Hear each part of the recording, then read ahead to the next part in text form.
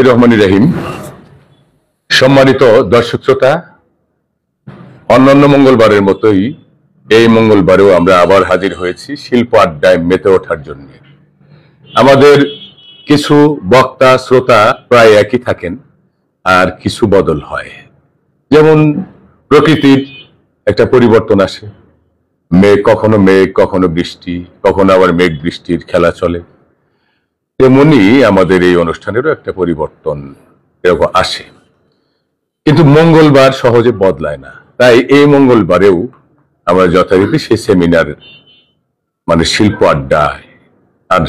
আড্ডায় মেতে উঠছি। তো আপনারা একটু দয়া করে মন্তব্য করবেন যে সাউন্ড সিস্টেম, আমাদের যে কথাগুলো ঠিক মতো শোনা যায় কিনা আর আমাদেরকে দেখা যায় কিনা, অর্থাৎ ভালো মন্দ উভয়ই আপনারা ইচ্ছে করলে আমাদেরকে মন্তব্য মানে কমেন্টে লিখে আমাদের একটু সাহায্য করতে পারেন। আমাদের আয়োজন একটু দর্শককে একটু জ্ঞানের নাড়া দেওয়া, যাতে তারা এই বিষয়ে আবার নতুন করে লেখাপড়া শুরু করে। তো যাই হোক, আমরা এই আড্ডায় আজকের আড্ডায় যে বিষয় নির্ধারণ গত আড্ডায় করেছিলাম, যেমন দর্শন ও নীতিশাস্ত্র। তো এই বিষয়ে আজকে প্রাজ্ঞ, অভিজ্ঞ, বিজ্ঞ আলোচকগণ আলোচনা করবেন। আশা করি আপনারা আমাদের সঙ্গে শেষ পর্যন্ত থাকবেন। আর এটা প্রচার হচ্ছে প্রিন্সিপাল আমিনুল ইসলাম উজ্জ্বল নামক যে পেজ, ফেসবুক পেজ থেকে সরাসরি আপনারা শুনছেন, দেখছেন। আমরা ইচ্ছা করলে এটা ফলো দিয়ে রাখতে পারেন, যাতে আপনার কাছে এই আলোচনার বিষয়টি সঙ্গে সঙ্গে পৌঁছে যায় শুরু হওয়ার সঙ্গে সঙ্গে। তো দর্শক শ্রোতা, আমরা জানি যে আমাদের জীবন দর্শনের বাইরে নয়, কিন্তু দর্শন যখন আলোচনা করতে যাই তখন জীবন কি দর্শনের ভিতরে না বাইরে, তখন আমরা এলোমেলো হয়ে যাই। তো আমরা আগেই জানি যে প্রাচীন সাবজেক্ট চারটি, এই দর্শন, বিজ্ঞান, ইতিহাস ও সাহিত্য। এই চারটি বিষয়ের থেকেই পৃথিবীর সমস্ত সাবজেক্ট বা বিষয়ের জন্ম হয়েছে। আজকে আমরা গত আড্ডায় আমরা নির্ধারণ করেছিলাম জীবন ও নীতিশাস্ত্র। তো বোঝাই যাচ্ছে না দর্শন ও নীতিশাস্ত্র। নীতিশাস্ত্র, নীতি এবং শাস্ত্র। শাস্ত্র অবশ্যই আমরা জানি গল্প, গপ্প বা একটা আলোচ্য মানে আলোচিত বিষয়, এরকমই তো বলা যায় নাকি স্যার? হ্যাঁ, মানে শাস্ত্র এটা বিদ্যা বলা যেতে পারে, বা একটা একটা কি বলা যায়, যে কি বলা যায়, এটা নীতি শাস্ত্র। শাস্ত্র বলতে কি বলা যায়? স্টাডি বলা যেতে পারে, না গবেষণা বলা যেতে পারে। যে শাস্ত্রের কথা, অর্থাৎ নীতি গ্রন্থ বলা যায়, মানে শাস্ত্রকে শাস্ত্রের বলে এই কথা, অর্থাৎ প্রতিষ্ঠিত কিছু নিয়ম কানুন, যেটা শাস্ত্র বলি আমরা। তো সেই যে নীতি যে কথাগুলো বলি, আমরা একটু চেষ্টা করবো যে আসলে নীতি বললেই কি ভালো কথা? সেখানে তো দুর্নীতিও থাকে, আবার সুনীতি থাকে, আবার এমন নীতি থাকে দুর্নীতি না সুনীতি তা বোঝা যায় না। তো এইগুলো আমরা চেষ্টা করব বের করবার জন্য। আর ওই যে আগেই আমরা জানি যে এ ফিলোসোফার এই যে blind man searching for a dark cat in a dark room which is not there. আমরা সেই কালো বিড়াল খুঁজবার চেষ্টা করব। একজন দার্শনিক হলে একজন অন্ধ ব্যক্তি, যে অন্ধকার ঘরে কালো বিড়াল খুঁজবার চেষ্টা করে, অথচ বিড়াল ওই ঘরেই নেই, তবু সেই নাই যে তারপরও খোঁজার চেষ্টা। অর্থাৎ এই দর্শনের সীমা পরিসীমা নেই, তবু মানুষের এই দর্শনের আলোচনা চলতে থাকবে। একজন একটা বলবে, ওটার বিরুদ্ধে আরেকজন বলবে, আবার পক্ষে বলবে, এভাবেই হাত ধরাধরি করে আলোচনা সমালোচনা চলতে থাকবে। আজকের যে নীতিশাস্ত্র, নিশ্চয়ই নীতি, আমরা তো প্রাথমিক অর্থে আমরা নীতিশাস্ত্রকে ভালো অর্থেই বলি, অর্থাৎ আমাদের জীবন চলার পথে আমরা নীতি মেনে যারা চলি তারা ভালো থাকে, না চলি তারা একটু সমস্যার তো সম্মুখীন হই। এই বিষয়ে বিজ্ঞ আলোচকরা আলোচনা করবেন। আর আজকের এই মহান আলোচনা অনুষ্ঠানে, অর্থাৎ এই শিল্প আড্ডায় আমরা একজন মহান ব্যক্তিকে পেয়েছি, আমাদের শিক্ষকদের শিক্ষক জনাব আহমেদ রেজা, প্রাক্তন সহকারী অধ্যাপক, ইংরেজি বিভাগ, সরকারি মাওলানা মোহাম্মদ আলী কলেজ কাগমারি এবং প্রাক্তন সদস্য ঢাকা বিশ্ববিদ্যালয়ের সিনেট এবং আরো নানান বিষয়ে তার অবদান আছে। নানান অঙ্গনে চাকরি করেছেন, সমাজের সেবা করেছেন, কিন্তু সব বিষয় উল্লেখ করছি না। তো সেই মহান ব্যক্তি আজকের এই আলোচনায় সভাপতিত্ব করছেন। আর এখন প্রথমেই এখানে যথারীতি প্রাজ্ঞ বিজ্ঞ আলোচকরা আছেন এবং আছেন আরো বিজ্ঞ শ্রোতা। শ্রোতা না থাকলে তো গানই চলে না, তাই শ্রোতা কোনো অংশেই কম গুরুত্বপূর্ণ নয়। যেমন আপনারা শুনছেন বলেই এই লাইভ করার প্রবণতা তৈরি হয়েছে মানুষের মধ্যে। এখন প্রথমেই আজকের এই নির্ধারিত বিষয়ে কথার ডালি সাজিয়ে এই দর্শকদের সামনে উপস্থিত হওয়ার জন্য বিনীত অনুরোধ করছি দর্শনবিদ জনাব মাসুদুর রহমান তুহিন, সহকারী অধ্যাপক দর্শন বিভাগ, মেজর জেনারেল মাহমুদ হাসান আদর্শ কলেজ। মাসুদুর রহমান তুহিন, শুনুন তার বক্তব্য। ধন্যবাদ। আজকের আলোচনার বা শিল্প আড্ডার সম্মানিত সভাপতি আমার শ্রদ্ধেয় স্যার আহমেদ রেজা স্যার, আমার বাবা অধ্যাপক জয়নাল আবদিন তার কলিগ ছিলেন, এবং যাদের ভয়ে আমরা থাকতাম ঠিক সেই মানুষটার সামনে আজকে কথা বলা খুব দুরূহ ব্যাপার। সম্মানিত উপস্থিতি এবং আমার আজকের এই শিল্প আড্ডার মান্যবর সঞ্চালক অধ্যক্ষ মেজর জেনারেল মাহমুদ হাসান আদর্শ কলেজ মোহাম্মদ আমিনুল ইসলাম উজ্জ্বল স্যার। তো জীবন এবং দর্শন আমরা এর আগের এপিসোডে আলোচনা করেছি। এবার নীতিশাস্ত্র এবং দর্শন কম্পারিজন, একটা তুলনামূলক আলোচনা আমরা করতে পারি। প্রথমেই বলে রাখি যে দর্শনের স্কোপটা অনেক ব্যাপক, নীতিশাস্ত্র তার একটি পার্ট মাত্র। নীতিশাস্ত্রের ইংরেজি শব্দটা আমরা জানি যে এথিক্স। একটু প্রতিগত অর্থ যদি আমরা বলতে যাই যে এথিক্স শব্দটি ল্যাটিন শব্দ এথিকা থেকে এসছে, যার অর্থ হচ্ছে রীতিনীতি বা আচরণ। এটাকে আবার আমরা মোরাল ফিলসফি বলতে পারি। আবার মোরাল শব্দটি ল্যাটিন শব্দ মোরাস থেকে এসছে, যার অর্থ হচ্ছে রীতিনীতি বা অভ্যেস। আর নীতিবিদ ম্যাকিনজি এই নীতিবিদ্যার সংজ্ঞা দিতে যে বলেছেন যে সমাজে বসবাসকারী মানুষের আচরণের ভালোত্ব, মন্দত্ব, উচিত্ব, অনুচিত্ব নিয়ে যে শাস্ত্র আলোচনা করে তাই হচ্ছে নীতিবিদ্যা। এই যে এখানে একটি প্রশ্ন যে সমাজে বসবাসকারী মানুষের আচরণের, এখানে কিন্তু উনি মানুষের আচরণের কথা বলেননি, উনি বলেছেন সমাজে বসবাসকারী মানুষের আচরণের ভালোত্ব মন্দত্ব নিয়ে যে বিদ্যা আলোচনা করে। এখন তাহলে কিছু মানুষ সমাজের বাইরে বসবাস করে, এটা বোঝা যায়। সমাজের বাইরে কারা বসবাস করে? আচ্ছা, এখন আমরা একটু বুঝতে চেষ্টা করব যে সমাজে বসবাস করার অর্থটা কি। সমাজে বসবাস করার অর্থটা হচ্ছে সামাজিক নিয়ম নীতি, রীতিনীতি, আইন কানুনের মধ্যে যারা বসবাস করে, মেনে চলে, তারাই সামাজিক, তারাই সোশ্যাল। এর বাইরে দুই শ্রেণীর মানুষ সমাজে বসবাস করে না, এক পাগল আর দুই হচ্ছে শিশু। এই জন্যই পাগল এবং শিশুর আচরণের ভালো মন্দ কিন্তু বিচার্য বিষয় নয়। একটা শিশু গ্লাস ভেঙে ফেললে তাকে কিন্তু আমরা শাস্তির আওতায় আনতে পারবো না, আনা উচিত হবে না, যেহেতু সে রাইট রং এটা সে জানে না। পাগলও কিন্তু তাই। এখন এই যে আলোচনা, বিশদ আলোচনা, নীতিবিদের আলোচনা, এখন আমাদের নৈতিক মানদণ্ডটা কি হবে, নৈতিক ভিত্তিটা কি হবে? আমরা নীতি কথা বলি বা নৈতিক যে কার্যকলাপগুলো আমাদের জীবনে আমরা সমাধান করি, কোন স্ট্যান্ডার্ডের ভিত্তিতে, এটি একটি আলোচনার দাবি রাখে। আমি একাডেমিক যে আলোচনা সেদিকে আমি যেতে চাচ্ছি না, এটা অনেক তাত্ত্বিক আলোচনা এবং ধারাবাহিক আলোচনা না হলে এটা বোঝানো খুব কঠিন, যেহেতু বিষয়টা অ্যাবস্ট্রাক্ট, এটা কোনো বস্তু নয়, সে যেটাকে ভিজুয়ালাইজ করা খুব কঠিন একটি কাজ আমি মনে করি।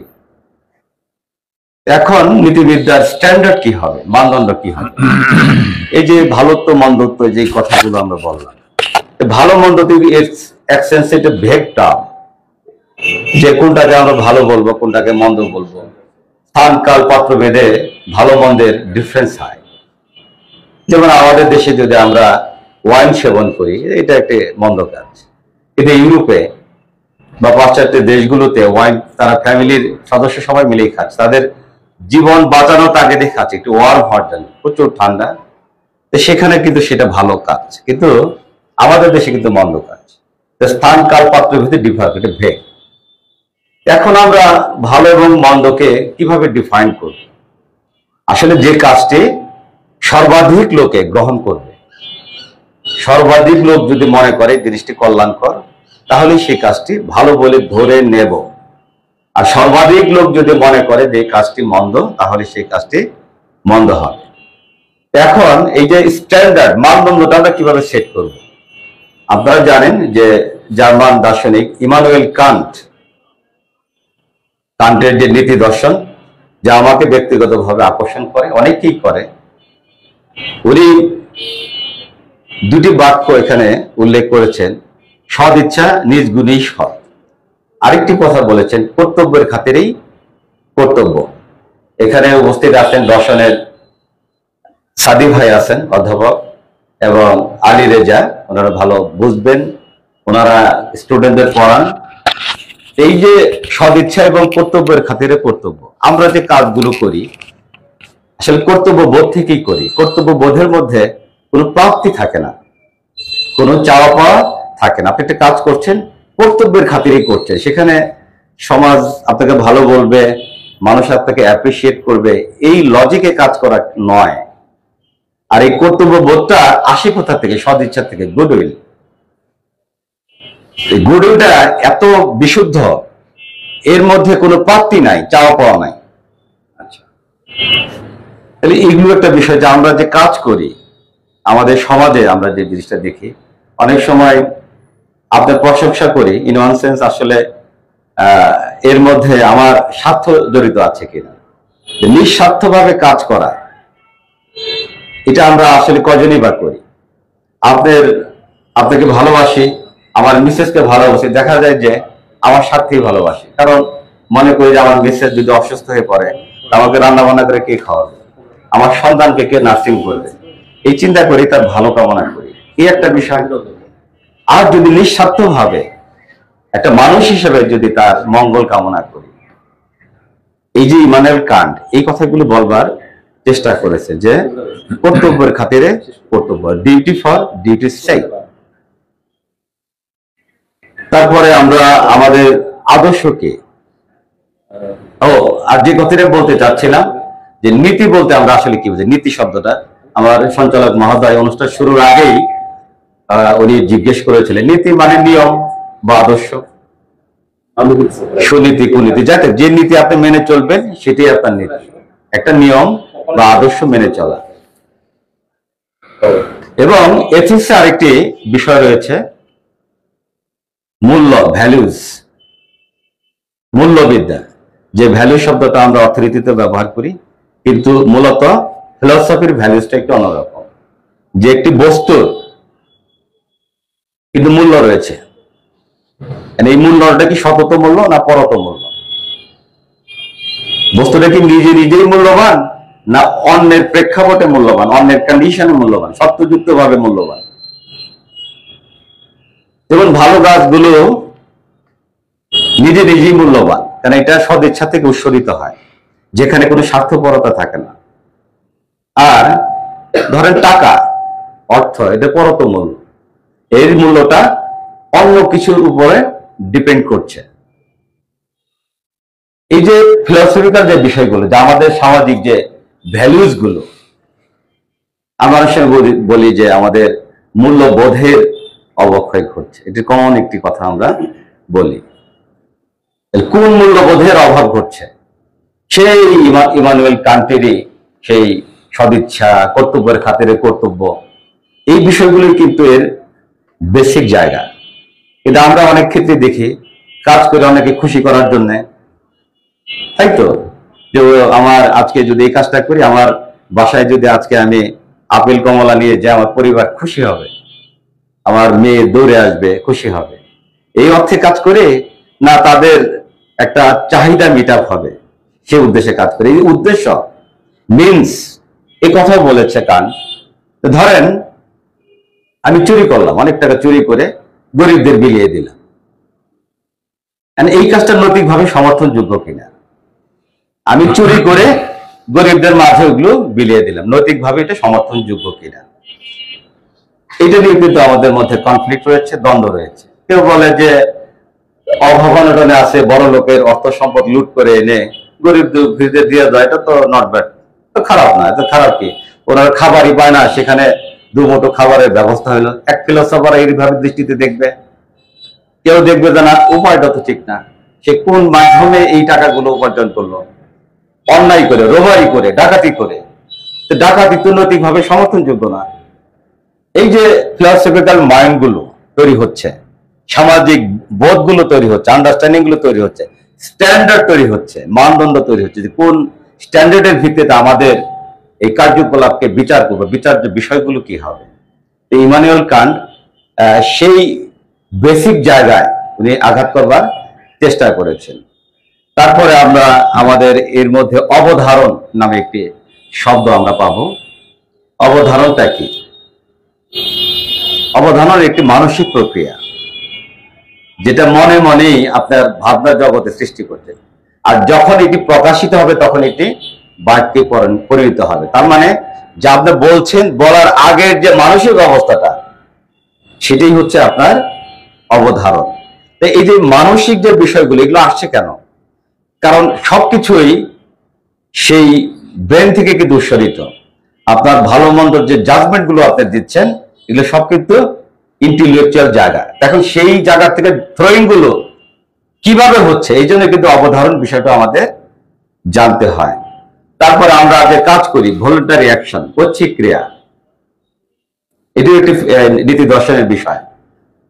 যে আমরা যে সামাজিক যে আমরা কর্মকাণ্ডগুলি করি, অনেকগুলো আছে যে অর্থের বিনিময়ে সম্পাদন করি, আরেকটি কিছু আছে যে নিজের ইচ্ছে থেকেই আমরা কাজগুলো করি। এই যে ভলান্টারি অ্যাকশন গুলো, ভলান্টারি অ্যাকশন আমরা করি, এটাও কিন্তু এই কর্তব্যের খাতিরে, কর্তব্য বোধ থেকে যারা করে তারাই উন্নত চরিত্রের মানুষ।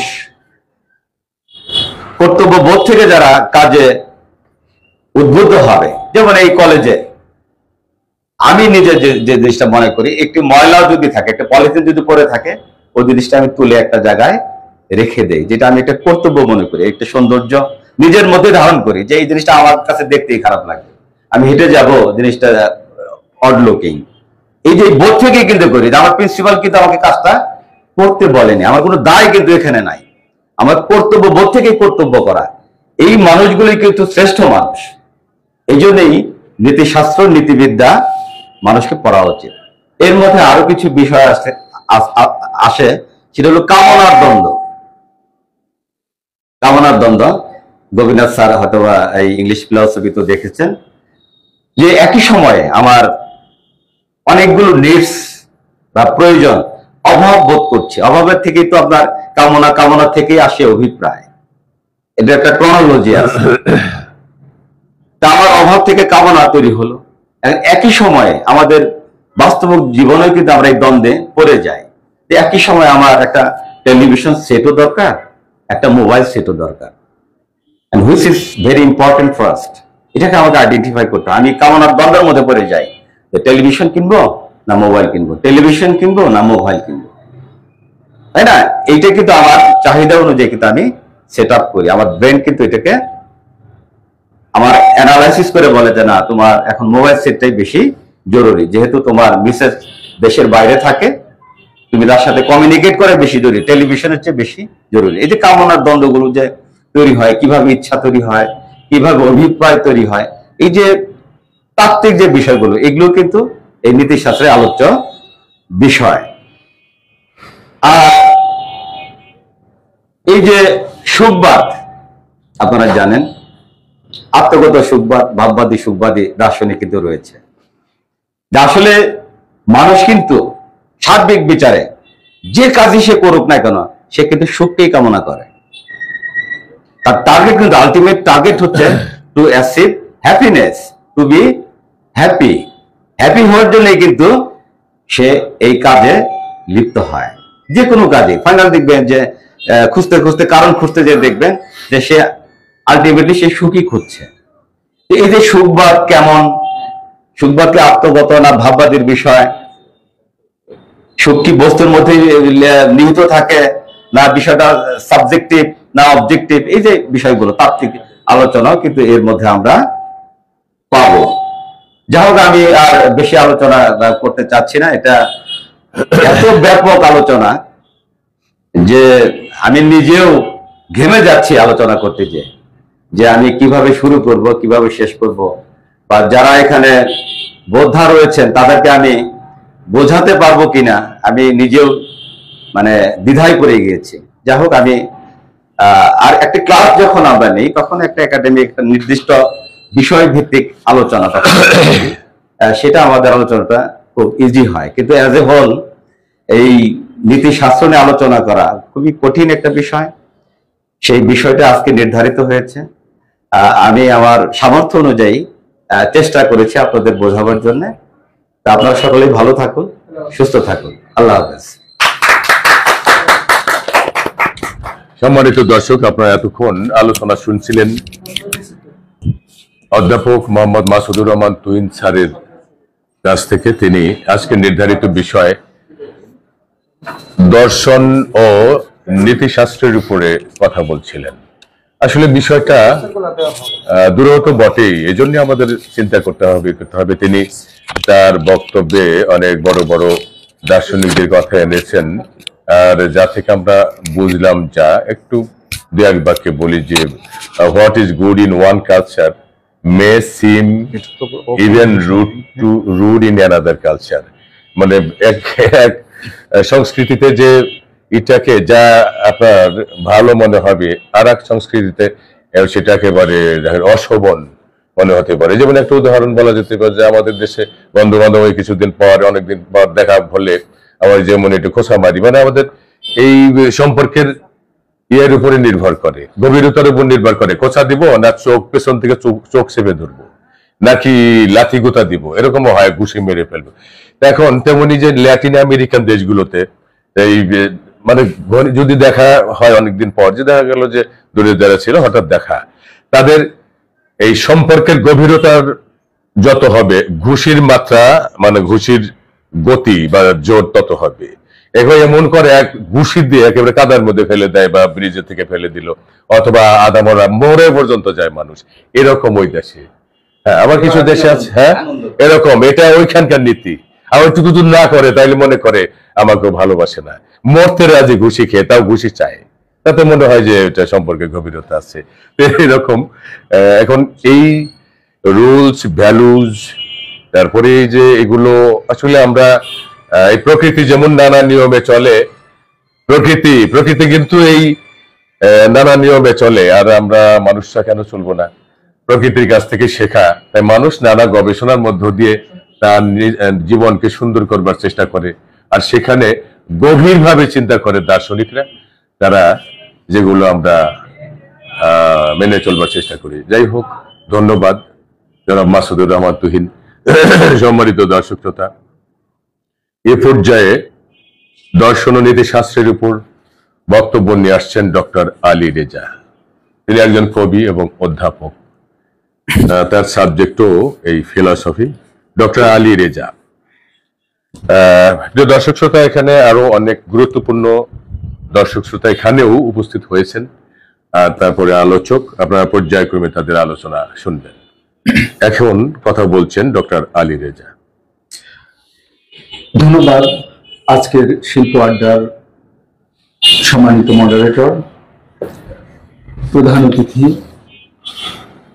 আহমেদ রেজা স্যার এবং উপস্থিত প্রাজ্ঞজন। আজকের নির্ধারিত বিষয়ে দর্শন ও নীতিশাস্ত্র। একটু আগেই যিনি বললেন মাসুদুর রহমান তুহিন স্যার, উনি নীতিবিদ্যার বিষয়গুলো বিস্তারিত বলার চেষ্টা করেছেন। এবং এটা যে অবশ্যই ব্যাপক বিষয় সেটা আমরা প্রত্যেকেই মেনে নেই।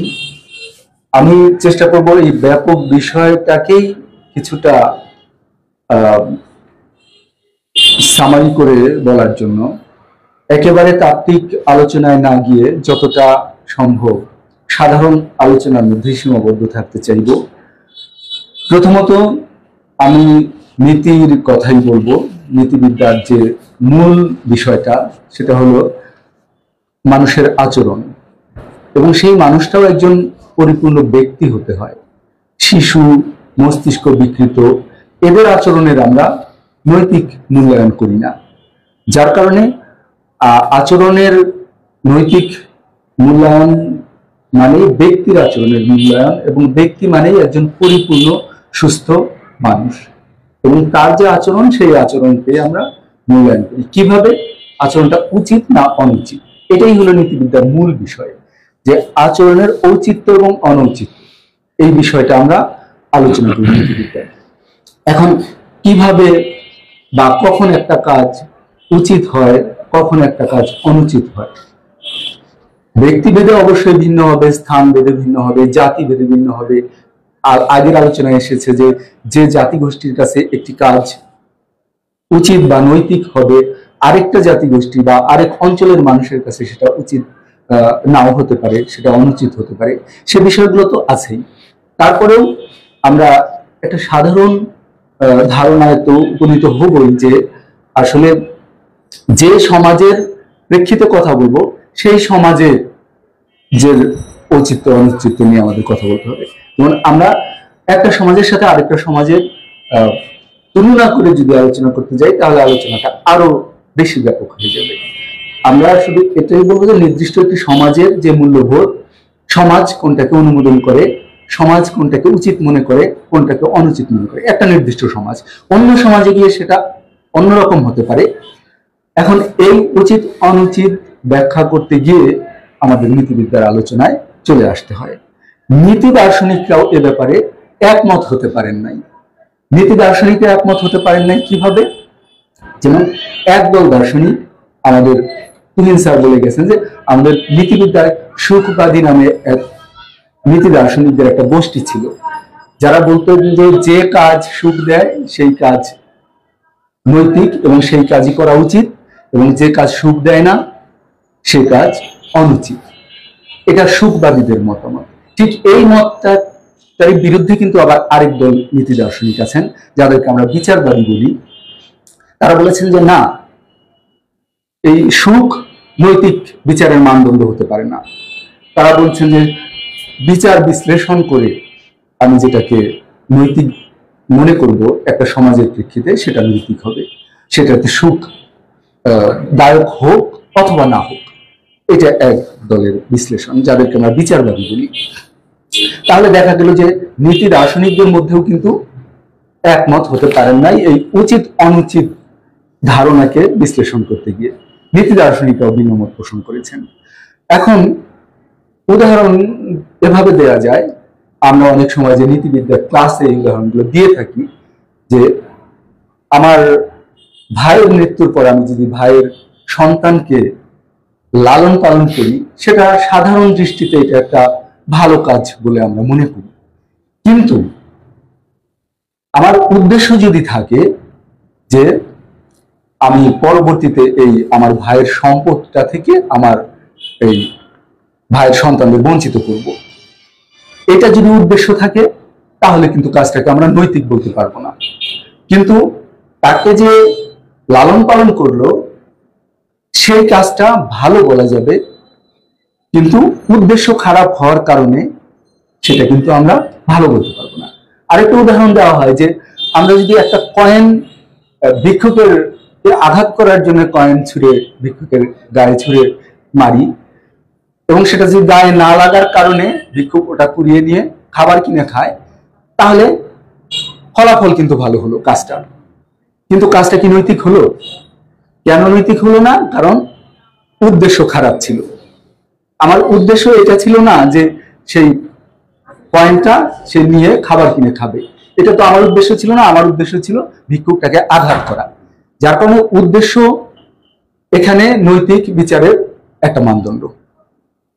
সুখবাদীরা সুখের কথা বললেন এবং বিচারবাদীরা উদ্দেশ্যের কথা বললেন। এখন আলটিমেটলি দেখা গেল যে দুইটার কোনোটাকেই স্বীকার করে নেওয়া যাচ্ছে না। আরেকটা মতামতের সৃষ্টি হলো, সেটা হলো অভিপ্রায়। অভিপ্রায়টা হলো কি, উদ্দেশ্যও ভালো থাকতে হবে এবং উদ্দেশ্য লাভের উপায়টাও ভালো থাকতে হবে। স্যার বলেছিলেন যে রবিনহুডের কথা, রবিনহুড যে কাজটা করতেন, যে ধনীদের কাছ থেকে সম্পদ জোর করে নিয়ে এসে বা ডাকাতি করে এনে দরিদ্রদের মাঝে বিতরণ করতেন। এই কাজটাকে আবেগের বশে নৈতিক বলা যাবে কিনা সেটা একটা বিশ্লেষণ, এবং এই কাজটা আসলে ভালো কিনা সেটা একটা বিশ্লেষণ। এখানে উদ্দেশ্য ভালো আছে, উদ্দেশ্য ভালো কি, সে দরিদ্রের মধ্যে বিতরণ করবে, কিন্তু অভিপ্রায় ব্যাখ্যা করতে গিয়ে যেটা বলা হয় যে অভিপ্রায়টা হলো উদ্দেশ্য এবং উদ্দেশ্য লাভের উপায়, এই দুইটাই ভালো হতে হবে। এই দুইটাই যদি ভালো হয় তাহলে কাজটা ভালো, আর অভিপ্রায়টা যদি খারাপ হয় তাহলে কাজটা ভালো হবে না, উদ্দেশ্য যতই ভালো থাকুক।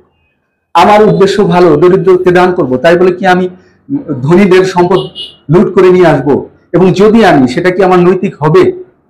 এই বিতর্ক থেকে ওই অভিপ্রায় নামক একটা মতবাদ আবার সৃষ্টি হয়ে গেল, যে উদ্দেশ্য ভালো হতে হবে, উদ্দেশ্য লাভের উপায় ভালো হতে হবে, তাহলে কাজটাকে নৈতিক বলা যাবে।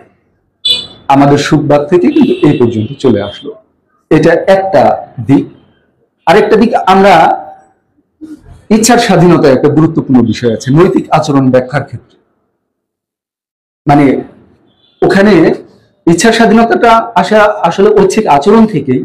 আমি যদি একটা আচরণ আমার ইচ্ছা অনুযায়ী করতে না পারি, তাহলে আমার সেই কাজের নৈতিক বিচার করা যাবে কিনা। যেমন আমি যদি বাধ্য হয়ে কোনো কাজ করি, আমাকে যদি বাধ্য করানো হয় মন্দ কাজ করার জন্য, সেই মন্দ কাজের জন্য আমি দায়ী কিনা। স্বভাবতই বলা যায় যে আমি দায়ী না, কারণ আমি বাধ্য হয়েছি। সেক্ষেত্রেই ইচ্ছার স্বাধীনতাটার প্রসঙ্গ আসে, যে আমি ওই কাজটারই নৈতিক বিচার করব, আমি ওই কাজটাকে উচিত বা অনুচিত বলবো একজন ব্যক্তির ক্ষেত্রে, যে ক্ষেত্রে ওই ব্যক্তি কাজটা স্বেচ্ছায় করবে, স্বেচ্ছায় সজ্ঞানে করবে, বাধ্য হয়ে করবে না, কোনো কর্তৃপক্ষের চাপে করবে না। যেমন আমি আমার জীবন বাঁচাতে গিয়ে যদি আরেকজনের জীবন সংহার হয়ে যায়, সেটা ওই মানে মৃত্যুটা বা আমার ওই অপরাধটা, যে আরেকজনকে আমি আঘাত করলাম আর আমি স্বেচ্ছায় আঘাত করলাম, এই দুটার মধ্যে কিন্তু পার্থক্য আছে। আমি স্বেচ্ছায় আঘাত করলে আমি যতটা অপরাধী, আমি বাঁচার জন্য আঘাত করলে আমি ঠিক ততটা অপরাধী হিসেবে বিবেচিত হব না, মানে নৈতিক বিচারে।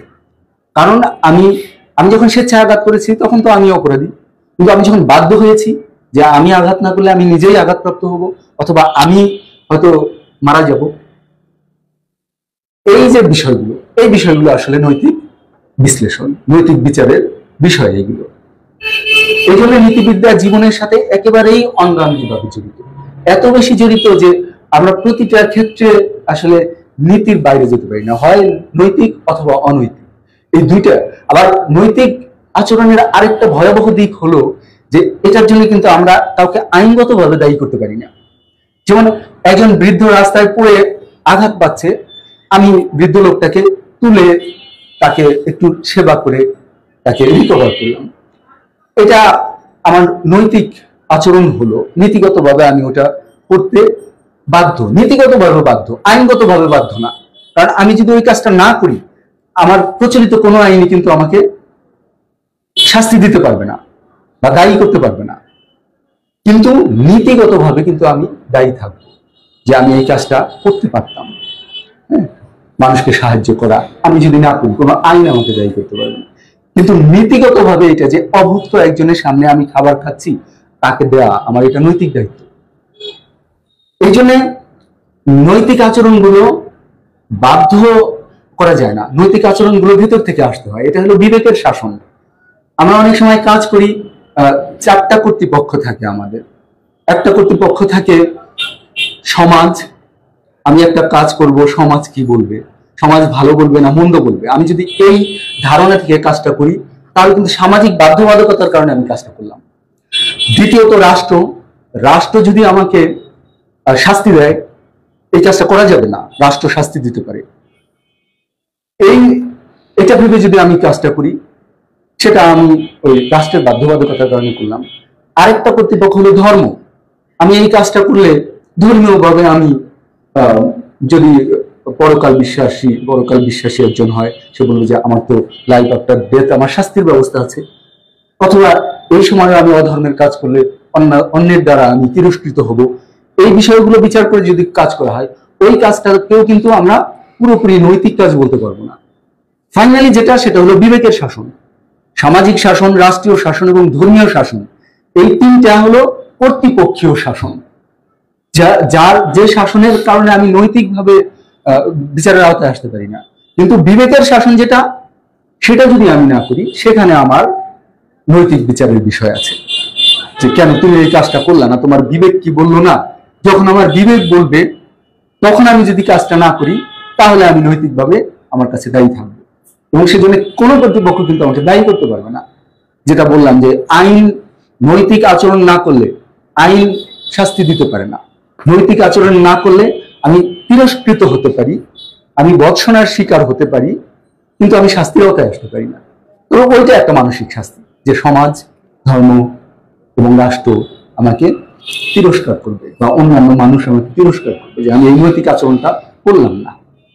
এটা আর একটা কথা বলে আমি শেষ করব, সেটা হলো ব্যক্তির সাথে সমাজের সম্পর্কের বিষয়টা তো আছেই, কিন্তু আমরা নীতিবিদ্যায় আরো তিনটা মতবাদ নিয়ে আলোচনা করি। সেটা হলো আত্মবাদ, পরার্থবাদ এবং সর্ববাদ। এখন কোনটা উচিত, কোনটা অনুচিত? মূল জায়গাটা হলো উচিত অনুচিত বিচার করা। নীতিবিদ্যার মূল জায়গাটা হলো আচরণের ঔচিত্য এবং অনুচিত্য বিচার করব, আচরণের ভালো নাকি মন্দ এটা বিচার করব। এখন আত্মবাদীরা বলে যে শুধু আত্মস্বার্থ দেখতে হবে, এটাই উচিত। কেন এটাই উচিত? যে আমি আত্মস্বার্থ দেখলেই তো আমি সফল হই, আমার স্বার্থটা রক্ষা হয়, যার কারণে এটাই উচিত। এই দলে কিছু নীতি দার্শনিক আছেন যারা বলেন যে মানুষের নিজের স্বার্থটাকেই মানুষের দেখা উচিত, এইটাই ভালো কাজ। নিজের স্বার্থের সাথে সংশ্লিষ্ট যে কাজগুলো, এই কাজগুলোই ভালো কাজ, বা এই কাজগুলোই উচিত কাজ। এখন আমরা তো সাধারণ মানুষ এটা ভালো চোখে দেখবো না, যে তারা আত্মস্বার্থবাদী, কে তো আমরা ভালো চোখে দেখি না। তো আরেক দল বললেন যে না, নিজের স্বার্থ দেখা যাবে না, পরার্থবাদী তারা, যে পরের স্বার্থটা দেখতে হবে, এবং পরের স্বার্থ যে কাজের মাধ্যমে পূরণ হবে, সেটাই হবে ভালো কাজ অথবা উচিত কাজ। আর পরের স্বার্থ বিঘ্নিত হলে সেটা অনুচিত কাজ হবে, একজনের কাজ, সেটা মন্দ কাজ হবে। তো এইটা যারা বললেন, তাদের এই বিষয়টাও আরেক দল নীতি দার্শনিক মানলেন না, বললেন যে কি আমি অন্যের স্বার্থই শুধু দেখবো, আমার স্বার্থ দেখবো না, তাহলে তো আমি নিজেই আসলে আমার অস্তিত্বের সংকট সৃষ্টি হবে, আমি তো নিজেই আর প্রতিষ্ঠা পাবো না। এটা করা যাবে না। সবকিছু আমরা অন্যের স্বার্থের কথা চিন্তা করে করব। যদি অন্যের স্বার্থের কথা চিন্তা করে আমরা যা করি, তাও কিন্তু নিজের স্বার্থ। আমরা যে পুত্র স্নেহের কথা বলি, সন্তানের লালন পালনের কথা বলি, এটাও একেবারে নিঃস্বার্থ না, এখানেও নিজের স্বার্থ আছে। তাহলে আত্মস্বার্থ এবং অন্যের স্বার্থ, এই দুইটাই চরমপন্থী মতবাদ। এই জন্য আরেক গ্রুপ বললেন যে না, আমাদের সর্ববাদী হতে হবে। সর্ববাদটা কেমন? নিজের স্বার্থও দেখতে হবে, অন্যের স্বার্থও দেখতে হবে। এই সর্ববাদী একটা নৈতিক ধারণার সৃষ্টি করলেন একদল, যে আমাদের তাহলে সেটা উচিত হবে। তার মানে যে কাজটা আমার নিজের স্বার্থ এবং অন্যের স্বার্থ রক্ষা হয়, সেই কাজটাই ভালো বা উচিত। যেটাতে নিজের বা অন্যের স্বার্থ কোনোটাই রক্ষা হয় না, সেটাই অনুচিত বা মন্দ কাজ। এটাই আমাদের একজন কবি ছিলেন যে কামিনী রায়, উনি খুব সুন্দর করে এই সর্ববাদী চেতনাটা বলেছিলেন, যে আপনারে লয়ে বিব্রত রহিতে, আসে নাই কেহ অবনী পরে, সকলের তরে সকলে আমরা, প্রত্যেকে মোরা পরের তরে। এখানেই কিন্তু এই যে সর্ববাদী যে চেতনাটা মানুষের, এইটা চলে আসে। তা আমরা সর্ববাদীটাকেই আমরা এখন পর্যন্ত কিন্তু গ্রহণযোগ্য মনে করি, এবং এটার ব্যাপারে বড় ধরনের কোনো আপত্তি নাই। আত্মস্বার্থবাদীদের ক্ষেত্রেও যেমন আপত্তি আছে, পরার্থবাদীদের ক্ষেত্রে নিজের স্বার্থ বিসর্জন দেওয়ার একটা ঝুঁকি আছে, কিন্তু সর্ববাদী চেতনা ধারণ করলে সেখানে এই ধরনের কোনো সমস্যা হয় না। তো এই বিষয়গুলোই আসলে নৈতিক ধারণার বিশ্লেষণ, নৈতিক আচরণের বিচার বিশ্লেষণ, এবং নৈতিক জীবন যাপন করার ক্ষেত্রে আমাদের এই বিষয়গুলো মেনে চলা উচিত। এই বিষয়গুলো আমাদের বিচার বিশ্লেষণ করে চলা উচিত, যে আমার কোন আচরণটা নৈতিক হলো, কোন আচরণটা অনৈতিক হলো, কোন আচরণটা আমি অন্যের জন্য ক্ষতির কারণ হলাম অথবা অন্যের জন্য ভালো হলো। এইসব বিচার করে আমাদের একটা নৈতিক জীবন যাপন করতে হবে। কারণ নৈতিক জীবন যাপন না করলে আইন যেহেতু আমাদের বাধ্য করতে পারবে না, সেই কারণে আমাদের বিবেকটাকে জাগ্রত রাখতে হবে, এবং বিবেকের শাসন যেখানে প্রতিষ্ঠিত হবে সেখানেই আসলে নৈতিক আচরণ বা নৈতিকতা প্রতিষ্ঠিত হবে। তো আমি আপাতত আজকে এটুকুই বলছি। ওইটাই সদিচ্ছা, এবং উপস্থিত সকলেই যারা শুনলেন সকলের প্রতি কৃতজ্ঞতা জানাচ্ছি, এবং দেশে এবং দেশের বাইরে যারা লাইভে যুক্ত ছিলেন সকলের প্রতি কৃতজ্ঞতা, আর সকলের সুস্বাস্থ্য কামনা করে। এবং সর্বশেষ যেটা সবসময়ই বলতে হয়, যে শিল্প আড্ডা এত সুন্দর সুন্দর জীবনমুখী কিছু বিষয় নির্বাচন করে প্রতি মঙ্গলবার আড্ডার আয়োজন করে, এজন্য আয়োজক যারা আছেন এবং অবশ্যই আয়োজকদের মধ্যমণি আমাদের আমিনুল ইসলাম উজ্জ্বল স্যার, যিনি এই আয়োজনগুলো করে থাকেন, তার প্রতি ধন্যবাদ এবং কৃতজ্ঞতা জানাচ্ছি। এবং সর্বশেষ সকলের সুস্বাস্থ্য কামনা করে আমি দর্শকরা আসলে আমাদের আয়োজন সার্থক, কি চমৎকার আয়োজন, আলোচনা শুনছিলাম। তো এই যে আছে এই যে এটা যে বুখারী শরীফের যে প্রথম হাদিসটা, যে ইন্নামাল আমালু বিন্নিয়াত, আমলে ইয়ার নিয়াতের উপরেই সবকিছু নির্ভর করে। তার যে ডক্টর আলী রেজার যে আজকের আলোচনা, তার সেখানে কিন্তু এটাও একটা প্রাধান্য পেয়েছে, যে আমরা সমাজের ভয়ে কাজ করি, এই যে সমাজ, রাষ্ট্র, ধর্ম এগুলোর ভয়ে যখন কাজ করি, উনি উল্লেখ করেছেন যে কর্তৃপক্ষীয় শাসন, আর বিবেকের কারণে যেটা করি সেটা হলো নৈতিক পদক্ষেপ। তো যাই হোক, ধর্মের সাথে এই দর্শনের কিছুটা ভিন্নতা তো থাকতেই পারে। তো যে আলোচনাটা খুব চমৎকার ছিল। আবার আত্মবাদ, পরার্থবাদ, সর্ববাদ, এই যে তিনটা বাদের কথা বললেন, এগুলো বাদ দিতে চাই না আমরা, যদিও এগুলো বাদ ইজম আর কি, সেখান থেকে আমরা সর্ববাদকেই আমরা খুব ভালো লাগলো। চমৎকার আলোচনা, ধন্যবাদ, কৃতজ্ঞ এই শিল্প আড্ডা আপনার প্রতি ডক্টর আলী রেজা। তো এরপরে আমরা আহ্বান জানাচ্ছি একজন অনেক গুণে গুণান্বিত মানুষ, কবি, লেখক, সাহিত্যিক, প্রখ্যাত উপস্থাপকও বটে, এবং ঢাকা বিশ্ববিদ্যালয়ে পড়াকালীন উনি করতেন, নাচের প্র্যাকটিসও করতেন। তারপর নানা বিষয়ে বলছিলাম অধ্যাপক সাদি সালমানের কথা। উনি সহকারী অধ্যাপক, দর্শন বিভাগ, major general Mahmud Hasan degree college Anuhola, সেই কলেজে কর্মরত আছেন। আজকে প্রথমেই এলেন, আমাদের জানাতে একটু আমরা ভুলে গিয়েছিলাম, তো আমি স্যারের প্রতি কৃতজ্ঞতা জানাচ্ছি। এখন শুনবো অধ্যাপক সাদি সালমানের বক্তব্য। প্রথমেই ধন্যবাদ জানাচ্ছি এই সাপ্তাহিক শিল্প আড্ডার অনুষ্ঠান সঞ্চালক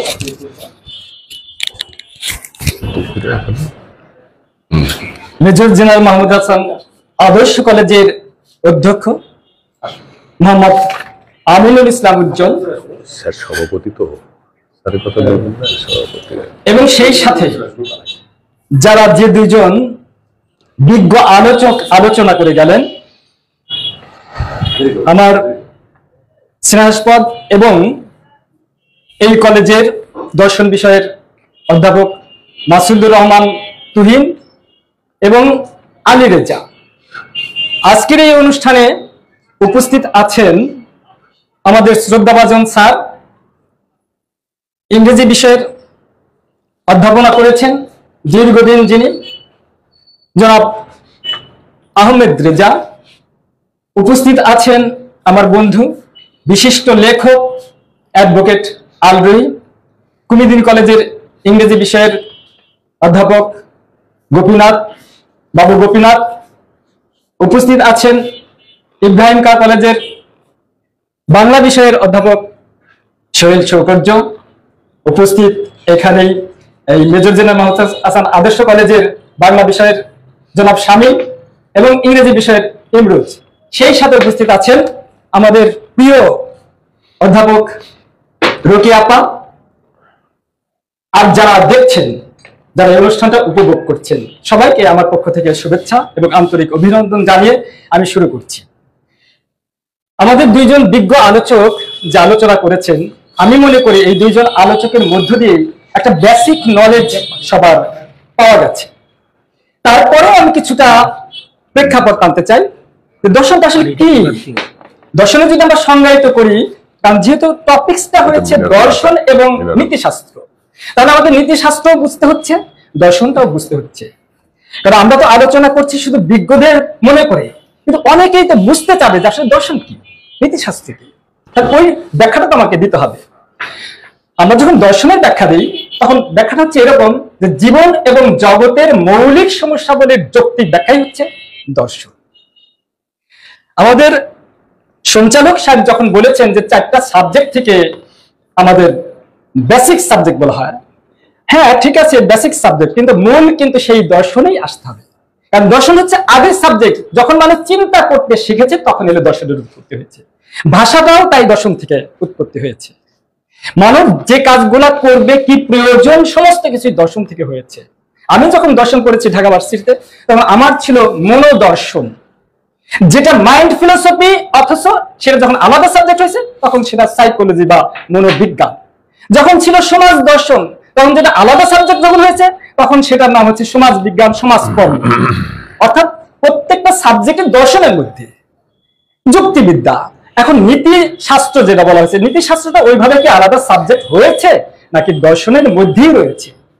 আমি এতদিন পর্যন্ত জানি যে নীতি শাস্ত্রটা আলাদা সাবজেক্ট এখনো হয় নাই, ওটা দর্শনেরই একটা অংশ। কিন্তু টপিকসটা কেন এভাবে হলো যে দর্শন এবং নীতিশাস্ত্র, অর্থাৎ দর্শনের মধ্যে নীতিশাস্ত্র কতটুকু প্রয়োজন সেইটা বোঝানোর জন্যই এই টপিকসটা আমাদের বিজ্ঞ যারা নির্ধারণ করেছে আজকের এই শিল্পাধ্যায়, তাদেরকে এই জন্য আমি ধন্যবাদ জানাই।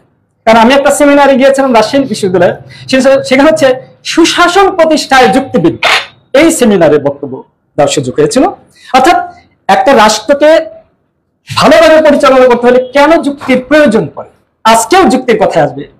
যখন ওনারা বলেছে কি উচিত কি অনুচিত, এই কথাটা যখন আসে তখন কিন্তু বিশ্লেষণ করতে হয় যুক্তি দিয়ে।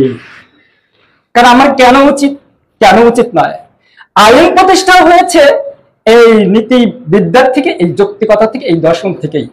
কারণ আইন যদি আমাদের দেশেই দেখেন, শীতকালে ঢাকায় যতটুকু শীত পড়ে তার চেয়ে উত্তরবঙ্গে অবশ্যই শীত বেশি। এখন ঢাকার লোক যে পরিমাণ পোশাক পরে, উত্তরবঙ্গের লোক যদি সেই পরিমাণে পোশাক পরে মারাও যেতে পারে শীতে। অবস্থা বোধে চেঞ্জ হয়ে যায়। আবার আমি যেখানে একটা কথা এখানেই বলছি, এই আমাদের উপস্থাপক সঞ্চালক উনি সেটাকে তার যুক্তিতে আলাদাও করতে পারে, অন্য একটা উপস্থাপন করতে পারে অন্য বিষয় যেটা সঠিক নয়। আমার কাছে যেটা সঠিক তার কাছে সেটা সঠিক নয়। এই জন্য ইমানুয়েল কান্ট উনি যখন বুদ্ধির উৎস হিসাবে, জ্ঞানের উৎস হিসাবে বুদ্ধি এবং অভিজ্ঞতার মধ্যে দ্বন্দ্বের সৃষ্টি হইল, কেউ বলল, যেমন ডেকার্ট বলল বুদ্ধি জ্ঞানের উৎস, আবার হিউম বলল অভিজ্ঞতাই একমাত্র জ্ঞানের উৎস, এরকম ভাবে তর্কাতর্কি শুরু হয়ে গেল। তখন উনি বিচার করলেন যে জ্ঞানের উৎস বুদ্ধি এবং অভিজ্ঞতা দুটো। অর্থাৎ যিনি বিচার করেন তাকে কিন্তু আবার যৌক্তিক হতে হয়, বিচার করার মতো ক্ষমতা থাকতে হয়। মানুষ হচ্ছে বুদ্ধিবৃত্তি সম্পন্ন প্রাণী। অনেক প্রাণী পৃথিবীতে আছে, তার মধ্যে মানুষ শ্রেষ্ঠ। তাই মানুষের উচিত অনুচিত জ্ঞান থাকা প্রয়োজন হয়েছে, এবং এই উচিত অনুচিত কেন এটা আমার উচিত আর এটা কেন অনুচিত সেই বিষয়ে তখন আবার যুক্তি দিতে হয়। আর যুক্তিটা হচ্ছে দর্শনের প্রাণ। তাহলে দর্শনের মধ্যেই রয়ে গেছে যুক্তি এবং দর্শনের মধ্যেই রয়ে গেছে নীতিবিদ্যা। তাহলে তিনটার সমন্বয় করে আমাদের চলতে হয়। অন্যান্য গুণাবলী আমাদের মানতে হচ্ছে, কারণ আমি যখন নীতিবিদ্যাকে প্রতিষ্ঠা করতে চাই তখন আমার সমাজ মানতে হয়। এক সমাজে যা আমি করতে চাই সেটা অন্য সমাজে সেটা করা যায় না, তার মানে আমাকে সমাজ মানতে হচ্ছে। এই যে নীতি, এই নীতিটাকে কি বোঝানো হয়? পজিটিভ অর্থেই বোঝানো হয়, অর্থাৎ মানুষের কল্যাণের জন্য এটাকে প্রতিষ্ঠা করতে হচ্ছে। উচিত অনুচিত যে ব্যাখ্যাগুলো এসেছে যে আমাদের যে কাজটা করতে হবে সেটা যদি আমরা না করি তাহলে আমি আনন্দ পাই না, যেটা উচিত। আবার কেউ অনুচিত কাজ যেটা করা উচিত নয় সেটা করে আনন্দ পায়। কেন আনন্দ পায়? ওই যে গানের ভাষায় আছে না, মুখ দেখে ভুল করো না, মুখটা তো নয় মনের আয়না, সাধু আর শয়তানে যে ভাই, দুনিয়ায় চলেছে লড়াই, কে সাধু কে শয়তান কিছুই বলা যায় না। আমাদের কেন এত দ্বন্দ্ব সৃষ্টি হয়? আমি যেটা উচিত মনে করি আর একজনে কেন সেটাকে অনুচিত মনে করে? চিন্তা করার ক্ষমতা তো সবাইকে একভাবে দেওয়া হয় নাই, চিন্তা করার ক্ষমতাটাও একটু ভিন্ন, কিন্তু মানুষের ভিতরে তারপরে ঐক্য রয়ে গেছে। যেটা ভালো 10 জনের কাছেই ভালো মনে হয়, হঠাৎ করে একজন একটু ব্যতিক্রম হয়ে যায়, 2 জন একটু ব্যতিক্রম হয়ে যায়। কিন্তু এই যে বলা হলো 2 জনের বক্তব্যের মধ্যে আসলো যেটা বেশি সংখ্যক লোক গ্রহণ করবে সেটাকেই আমাদের মানতে হয়। আইনের ক্ষেত্রেও তাই, সমস্ত ক্ষেত্রে তাই। আমরা তাই করছি, যখন মিছিল মিটিং কোনো কিছু করি, কোনো সিদ্ধান্ত না, একটা প্রতিষ্ঠান কোনো সিদ্ধান্ত না, তখন সংখ্যাগরিষ্ঠ লোকের যে মতটা সেটাকেই নেওয়া হয়। তাহলে আমরা আজকের এই চমৎকার এই আড্ডাতে একটি জিনিস আমরা পেলাম যে আমাদের উচিত অনুচিত নিয়েই হচ্ছে নীতিশাস্ত্রটা, কিন্তু নীতিশাস্ত্র কিন্তু দর্শনের একটা অংশ, আলাদা কিন্তু বিদ্যা নয়।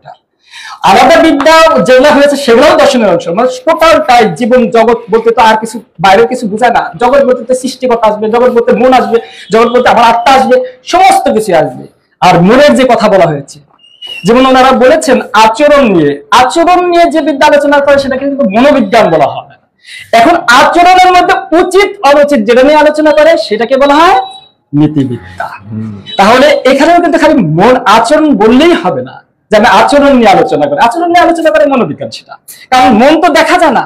মন দেখে আমরা আচরণের মধ্যে দিই, যার জন্য সংজ্ঞাটা চেঞ্জ হয়ে গেছে যে মন নিয়ে আলোচনা করে সেটা মনোবিজ্ঞান নয়, বরং আচরণ নিয়ে যেটা আলোচনা করে সেটা আচরণ মনোবিজ্ঞান।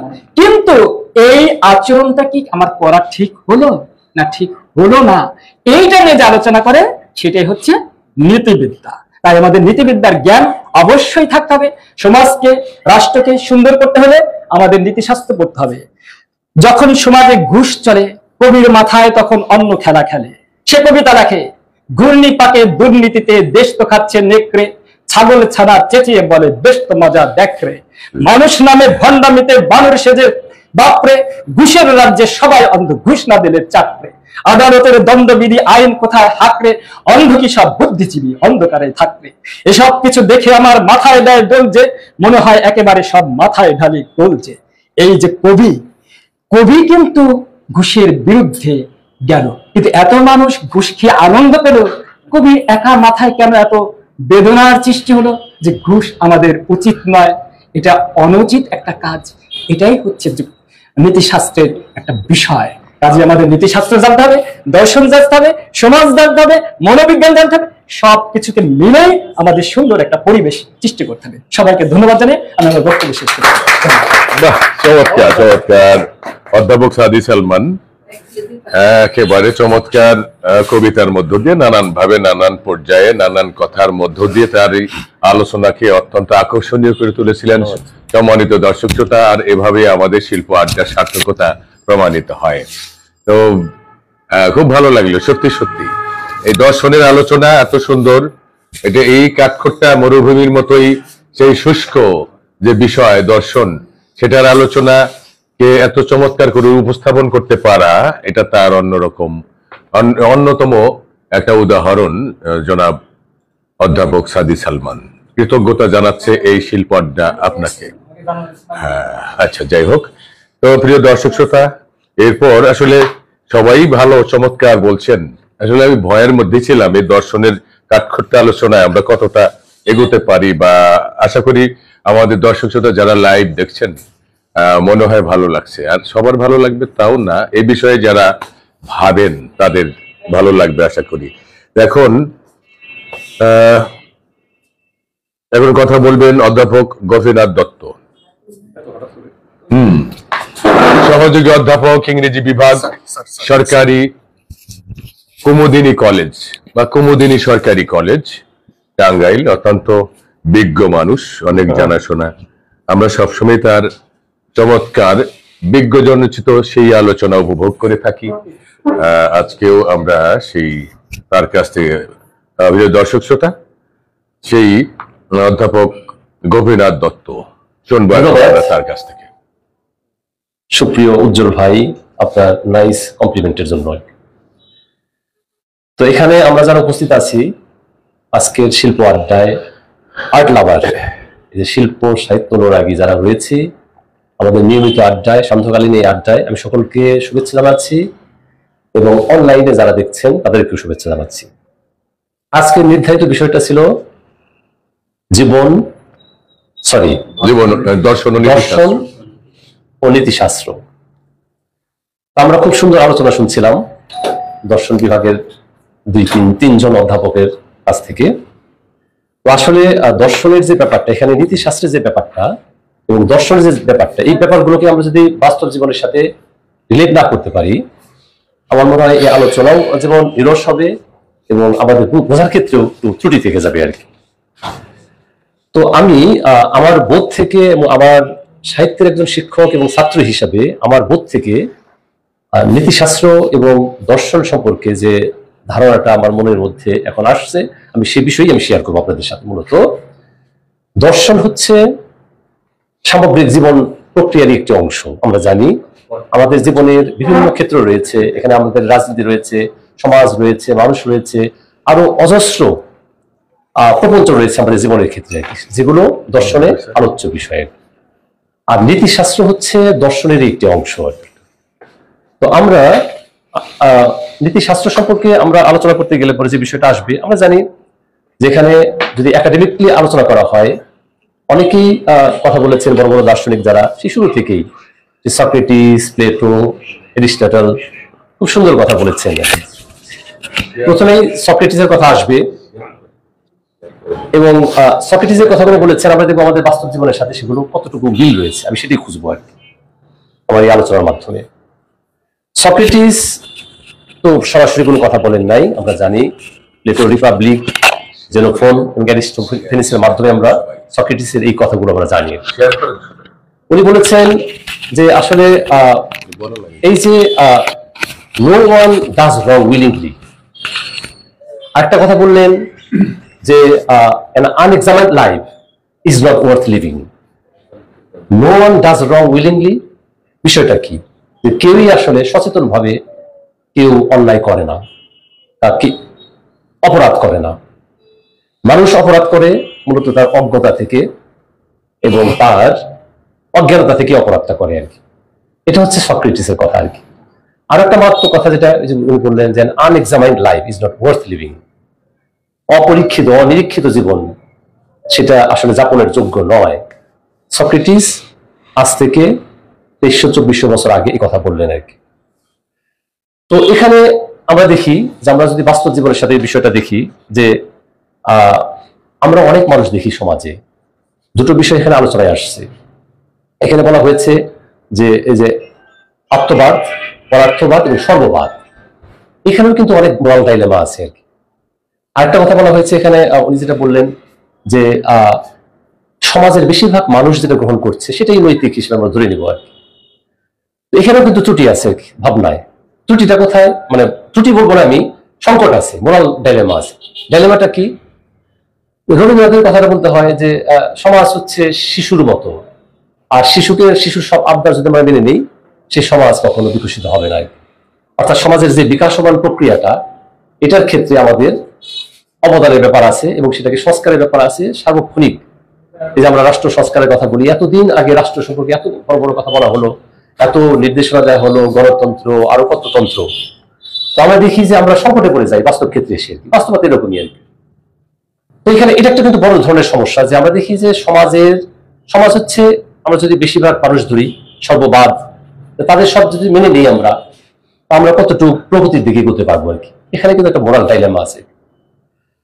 আর এখানে একটা কথা বলা হলো যে ব্যক্তির যে বিবেক, কনসাস, যেটাকে বলি আর কি, পিক্স অফ কনসাস, এটা একটা বড় ব্যাপার।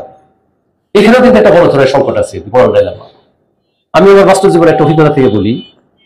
এক সহকর্মী তার বদলির জন্য এক পদস্থ কর্মকর্তার বাসায় গিয়েছেন এবং সুটকেস মানে ব্যাগ ভর্তি টাকা নিয়ে গিয়েছেন আর কি। উনি অপেক্ষমান, আর যিনি পদস্থ কর্মকর্তা উনি কেবল ধর্মকর্ম সেরে উঠেছেন, তো নামাজ সেরে উঠেছেন আর কি। তো তখন তাকে বলা হলো, সে তার মধ্যে একটা মোরাল কাজ করতেছে, কাপড় কাজ করছে আর কি। টাকা পয়সা দেওয়ার পরে বলতেছে যে স্যার একটা কথা বলি আপনাকে, আপনি যদি বলে কিছু না করেন, যে আপনি এই যে ধর্ম করলেন, আপনি স্রষ্টাকে ডাকলেন, তারপরে আবার আপনি এটা নিচ্ছেন স্যার, আপনার মধ্যে কোনো নৈতিক সংকট হচ্ছে কিনা, আপনার কোনো অপরাধ বোধ কাজ করবে কিনা এর জন্য। একটু ভয়ে ভয়ে বলছে, স্যার আপনি যদি আমাকে অভয় দেন, অভয় দিচ্ছি, তখন এই কথাটা বলে আর কি। তো তার জবাবে উনি বলেন যে দেখেন, আমি যে ধর্ম করলাম, ধর্মের কাজ ধর্ম করবে, আর টাকা নিলাম, টাকার কাজ টাকা করবে, এখানে সংকট হবে কেন? এটা কিন্তু ওই ব্যক্তির যে বিবেকের যে বিষয়টা, তার বিবেকের জন্য কাজ করেছেন। তো আমরা দেখি আমাদের এই সমাজে ভালো মন্দের যে বোধটা, এখানে কিন্তু গন্ডগোল আছে। আপনি দেখবেন আমরা কিন্তু মানুষের বনের গহীনে কিন্তু এখন ঢুকতে পারছি আর কি। কিভাবে বলেন তো দেখি? এই সামাজিক যোগাযোগ মাধ্যমের এই যুগে আমরা যদি দেখি যে বিভিন্ন ধরনের কমেন্টস গুলো দেখি, বিভিন্ন ধরনের যে পোস্ট গুলো দেখি, মনের করে অন্ধকারগুলো মানুষকে উপড়ে দেয়। ভালো কথা আছে, ভালো বিষয় থাকে অনেক সময় আর কি। তো আমরা কিন্তু মানুষের মনের ভিতরে ঢুকতে পারছি আর কি। তো সেখানে একটা বিষয় কাজ করছে, কে ভালো কে মন্দ আমি সেটা বলছি না আর কি। আমি যেটা বলছি যে ভালো মন্দের যে বোধ, এখানে কিন্তু একটা আছে, প্রবলেম আছে আর কি। আর এখানে তুহিন ভাইয়ের কথা আমার সবসময় ভালো লাগে। উনি বলেছেন যে সর্বজনীন সব সমাজের জন্য যেটা গ্রহণযোগ্য। আমরা ধীরে ধীরে একটা যোগাযোগ প্রযুক্তির কারণে আমরা অনেক এগিয়ে যাচ্ছি, মানুষের যোগাযোগ বাড়ছে, পরস্পর বিনিময় হচ্ছে, অন্যের ভালোটা আমরা নিতে পারি, আমাদের ভালোটা অন্যরা নিতে পারে। এই যে আদান প্রদান, এই প্রক্রিয়ার মাধ্যমে নৈতিক একটা ভিত্তি তৈরি হতে পারে কিন্তু।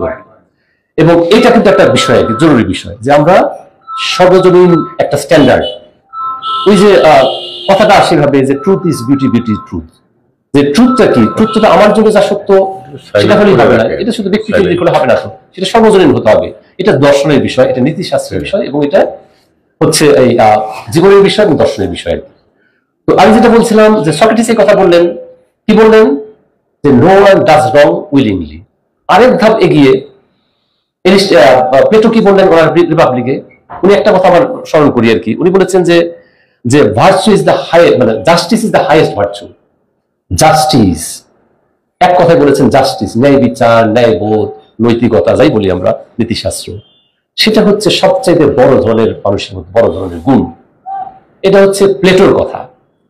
আর প্লেটো কিন্তু এক ধাপ এগিয়ে গেলেন আর কি, যে উনি এর গুণটাকে সম্পৃক্ত করলেন নৈতিকতার সাথে আর কি, যে একটা গুণ, একটা ফর্মেট দিলেন আর কি। আমাদের আলোচনায় নৈতিক, মানে আমরা যদি শৃঙ্খলাভাবে আলোচনা করি, শৃঙ্খলায় আসবে, একটা ফর্মেট দেওয়ার জন্য আমাদের একটা কাঠামো লাগে আর কি। এবং এই বড় বড় দার্শনিক যারা, তাদের কথাগুলো আমরা যদি ধরে ধরে একটু করতে পারি, নিয়ে আসতে পারি, আমার মনে হয় আলোচনাটা একটু হবে।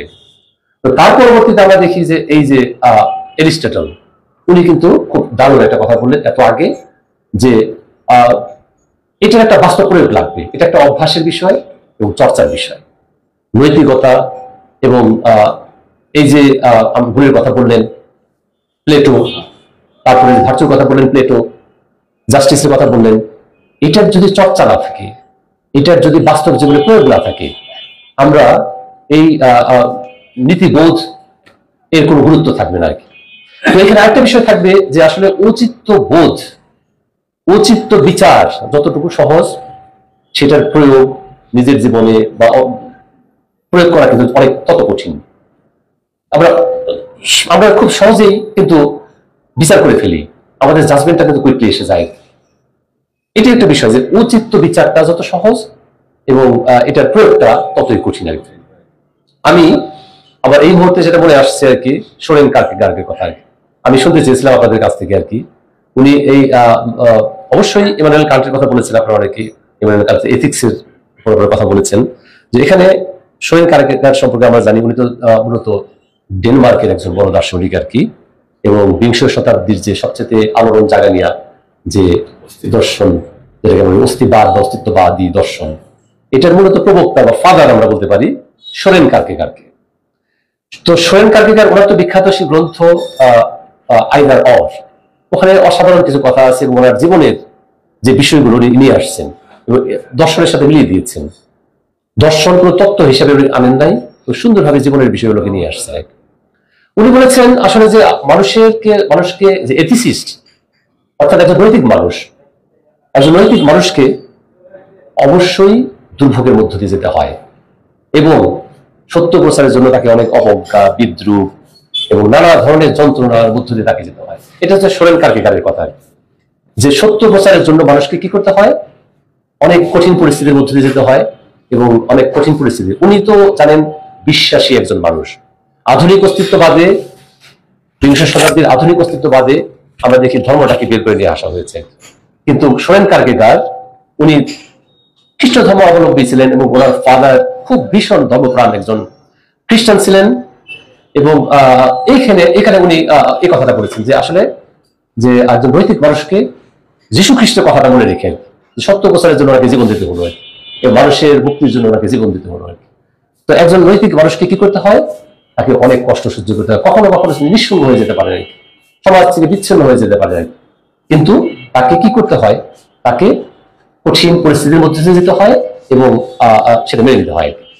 তো আর আরেকটা বিষয় এখানে থাকছে, উনি বলেছেন যে সোরেন কারকেগারের আরেকটা বিষয়, ওনার জীবনের যে একটা ঘটনা আমি বলি আপনাদের, যে উনি তো ডেনমার্কের একজন খ্যাতিমান একজন প্রলিফিক লেখক ছিলেন এবং ওনার বাবা একজন ধর্মপ্রাণ ছিলেন। ওনার বাবা উনি শ্রদ্ধা করতেন ভীষণভাবে। তো এই যে ধর্মকেন্দ্রিক যে প্রাতিষ্ঠানিকতা, এটাকে উনি ভীষণভাবে অপছন্দ করতেন। চার্চকে কেন্দ্র করে, গির্জাকে কেন্দ্র করে যে মিথ্যা অন্যায় যে একটা চক্র গড়ে উঠেছিল আর কি, উনি ভীষণভাবে বিরুদ্ধ আচরণ করেছিলেন। কিন্তু বাবার সম্মানে কখনো উনি এটা প্রকাশ্যে সেটা কখনো বলেন নাই। তো একটা ঘটনা বলি, উনি তখন যে প্রধান, ডেনমার্কের প্রধান যে বিশপ মিনিস্টার ছিলেন, উনি ওনার যে আড়ম্বরপ্রিয়তা, এই যে মানুষকে শোষণ করে, এই যে সরল বিশ্বাস, মানুষকে এক্সপ্লয়েট করে করে ধর্মের নামে মানুষকে অর্থ সম্পদ করে, এবং তার যে আড়ম্বরপ্রিয়তা, এটাকে উনি অপছন্দ করতেন। উনি দেখলেন যে এখানে তো আসলে কোনো ধর্ম নাই, এখানে কোনো নৈতিকতা নাই, এখানে কোনো নীতিবোধের বিষয় নেই, কিন্তু মানুষকে সে বিভ্রান্ত করে, সরল প্রাণ ধর্মপ্রাণ মানুষজনকে বিভ্রান্ত করে সে এই কাজটা করছে। তো সেই প্রধান আর্চবিশপ মারা গেলেন। ওনার স্মৃতিসভায় তার পরবর্তী উত্তরাধিকার যে আর্চবিশপ আসবেন, উনি দাঁড়িয়ে বক্তব্য দিচ্ছেন। উনি বললেন যে আর্চবিশপ মারা গেলেন, উনি হচ্ছেন সত্যদ্রষ্টা। এই কথা বলার সাথে সাথে উনি দাঁড়িয়ে গেছিলেন। তখন তো তার বাবাও নাই, যে আর্চবিশপও নাই। উনি ভীষণভাবে ক্ষেপে যান যে এটা কি করে সম্ভব আর কি। এবং ইতিহাসে আমি আপনাদের একটা তথ্য দিয়ে রাখি, যত লেখা হয়েছে, কোন সাহিত্যিক এত প্রবন্ধ এত শর্ট টাইমের মধ্যে, এটা সম্ভবত আপনার 1830-40 দশক হবে আর কি, যে এত লেখা কেউ লিখতে পারেন নাই। এবং প্রত্যেকটাই ওনার যে দর্শনের উপর যে যত চিন্তা এবং জীবনের উপরে, দর্শনের উপরে, ইতিহাসের উপরে ওই লেখাগুলোর মাধ্যমে আসে।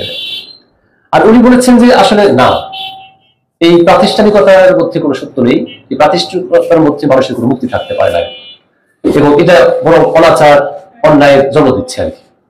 এবং এইখানে ওনার বিরোধটা আর কি। এবং মজার বিষয় হচ্ছে যে উনি বলেছিলেন যে কাকে কেন্দ্রে রেখেছেন, যে সমাজকে রেখেছেন, এই সমগ্রকে রেখেছেন না, উনি বলেছেন ইন্ডিভিজুয়াল।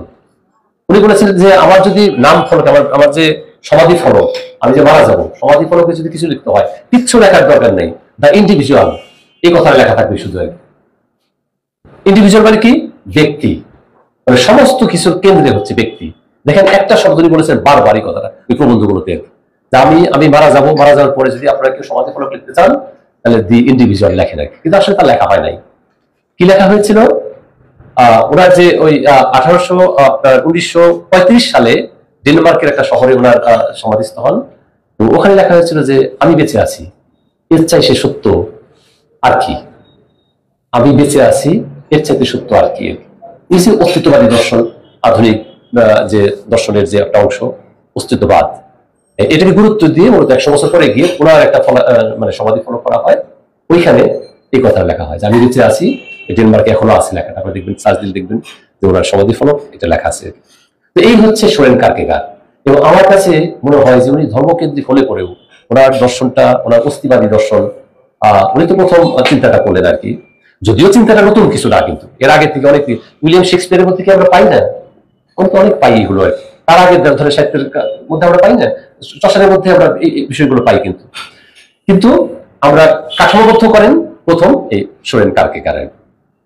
আর একটা কথা এখানে বিষয়, ব্যক্তির চিন্তা, ব্যক্তির অন্যায় বোধ আমরা কিভাবে দেখব, এখানে কিন্তু বড় ধরনের মোরাল ডাইলেমা আছে। আমরা অনেকেই জানি যে ক্রাইম এন্ড পানিশমেন্ট, দস্তয়েভস্কির বিখ্যাত, রুশ লেখক, সেন্ট পিটার্সবার্গ শহরে রাসকলনিকভ ব্যাস করলি হচ্ছে তরুণ বিশ্ববিদ্যালয়ের মানে মেধাবী ক্রোধার মেধাবী সেই তরুণ আর কি। তো সে কি করলো, এই পর ব্রোকার প্রচুর বিত্তের মালিক বৃদ্ধ পর ব্রোকারকে মেরে তার যত সম্পদ গহনা টহনা নিয়ে সে বেরিয়ে আসে। সে নিজে কুক্ষিগত করার জন্য না, কিন্তু সে কি করার জন্য ওই হতদরিদ্র নিরন্ন মানুষকে সে ওইটা দিয়ে দেয়। তো এটা কি অন্যায় না ন্যায় না অন্যায়, আমরা কিভাবে দেখবো আর কি। এটা অনেক বিষয় আছে এখানে, আসলে আমরা এক কথায় বলতে পারবো না। তবে একটা বিষয় আমি বলবো যে নৈতিকতার ক্ষেত্রে সর্বজনীনতা একটা বিষয়, এবং সেটা অবশ্যই সর্বজন গ্রাহ্য হতে হবে। কোনো সমাজ, কোনো অঞ্চল ভিত্তিক না, কোনো ব্যক্তি বা কোনো গোষ্ঠী বা ধর্ম কেন্দ্রিক না, সেটা সর্বজনীন হতে হবে এবং সেটা অবশ্যই পরিবর্তনশীল হতে পারে। তবে মানুষ, মানবতা, এগুলো তো আমাদের সর্বজনীন একটা বিষয়, যেখানে মানবিকতার বিষয় থাকবে, হিউম্যানিজম, সেখানে তো আমরা দেখবো যে একটা বড় ধরনের নৈতিক শর্ত থাকছে আর কি, যে হিউম্যানিজমের বিষয়টা যেখানে থাকছে আর কি। যে আমরা জানি যে 16 শতকের যে প্রথম সূত্রপাত হিউম্যানিজমের, রেনেসাঁ বিপ্লব আর কি। তো যাই হোক, আমি আলোচনা আসলে আমি এখানে ওরকম ভাবে মানে প্রস্তুত না, আমি মূলত আজকে আলোচনায়, কিন্তু আপনারা কথা বলছিলেন তার সূত্র ধরে আমি কতগুলো কথা বললাম। তবে আমার কাছে মনে হয়েছিল এগুলো নিয়ে অনেক হতে পারে, আমরা যেন চূড়ান্ত কোনো সিদ্ধান্ত না নিয়ে ফেলি। আমি একটা বিষয় পড়ালেখা করছি, তো ওই বিষয়ে চূড়ান্ত সিদ্ধান্ত দেওয়ার আগে আমার জন্য আরো স্কোপ রেখে দিই আলোচনার আর কি। এটি আমার যে কোনো আলোচনার ক্ষেত্রে, আমরা এখানে সমবেত হই প্রতি মঙ্গলবার, যে কোনো আলোচনার ক্ষেত্রে এবং বিতর্কের জন্য একটা জায়গা থাকে, সবকিছু মেনে নিব কেন আমি একজন বলে গেল এখানে যে বিবেক সর্বোচ্চ, যে বিবেকের মধ্যে গলদ আছে, গলদটা কি? সে তো এই যে বললাম ঘুষ বলতেছে, তার নিজের বিবেকের কাছে ক্লিয়ার, সে স্রষ্টার কাছে মানে কি নজরুলের গানটা কি, রোজ হাসরে আল্লাহ আমার করোনা বিচারে, তুমি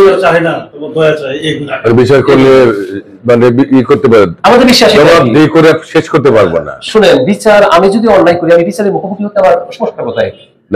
যদি আমাকে শাস্তি দেয়, আমি যদি অন্যায় করে যাই, এখানে আমি মাথা পেতে নিবো আর কি।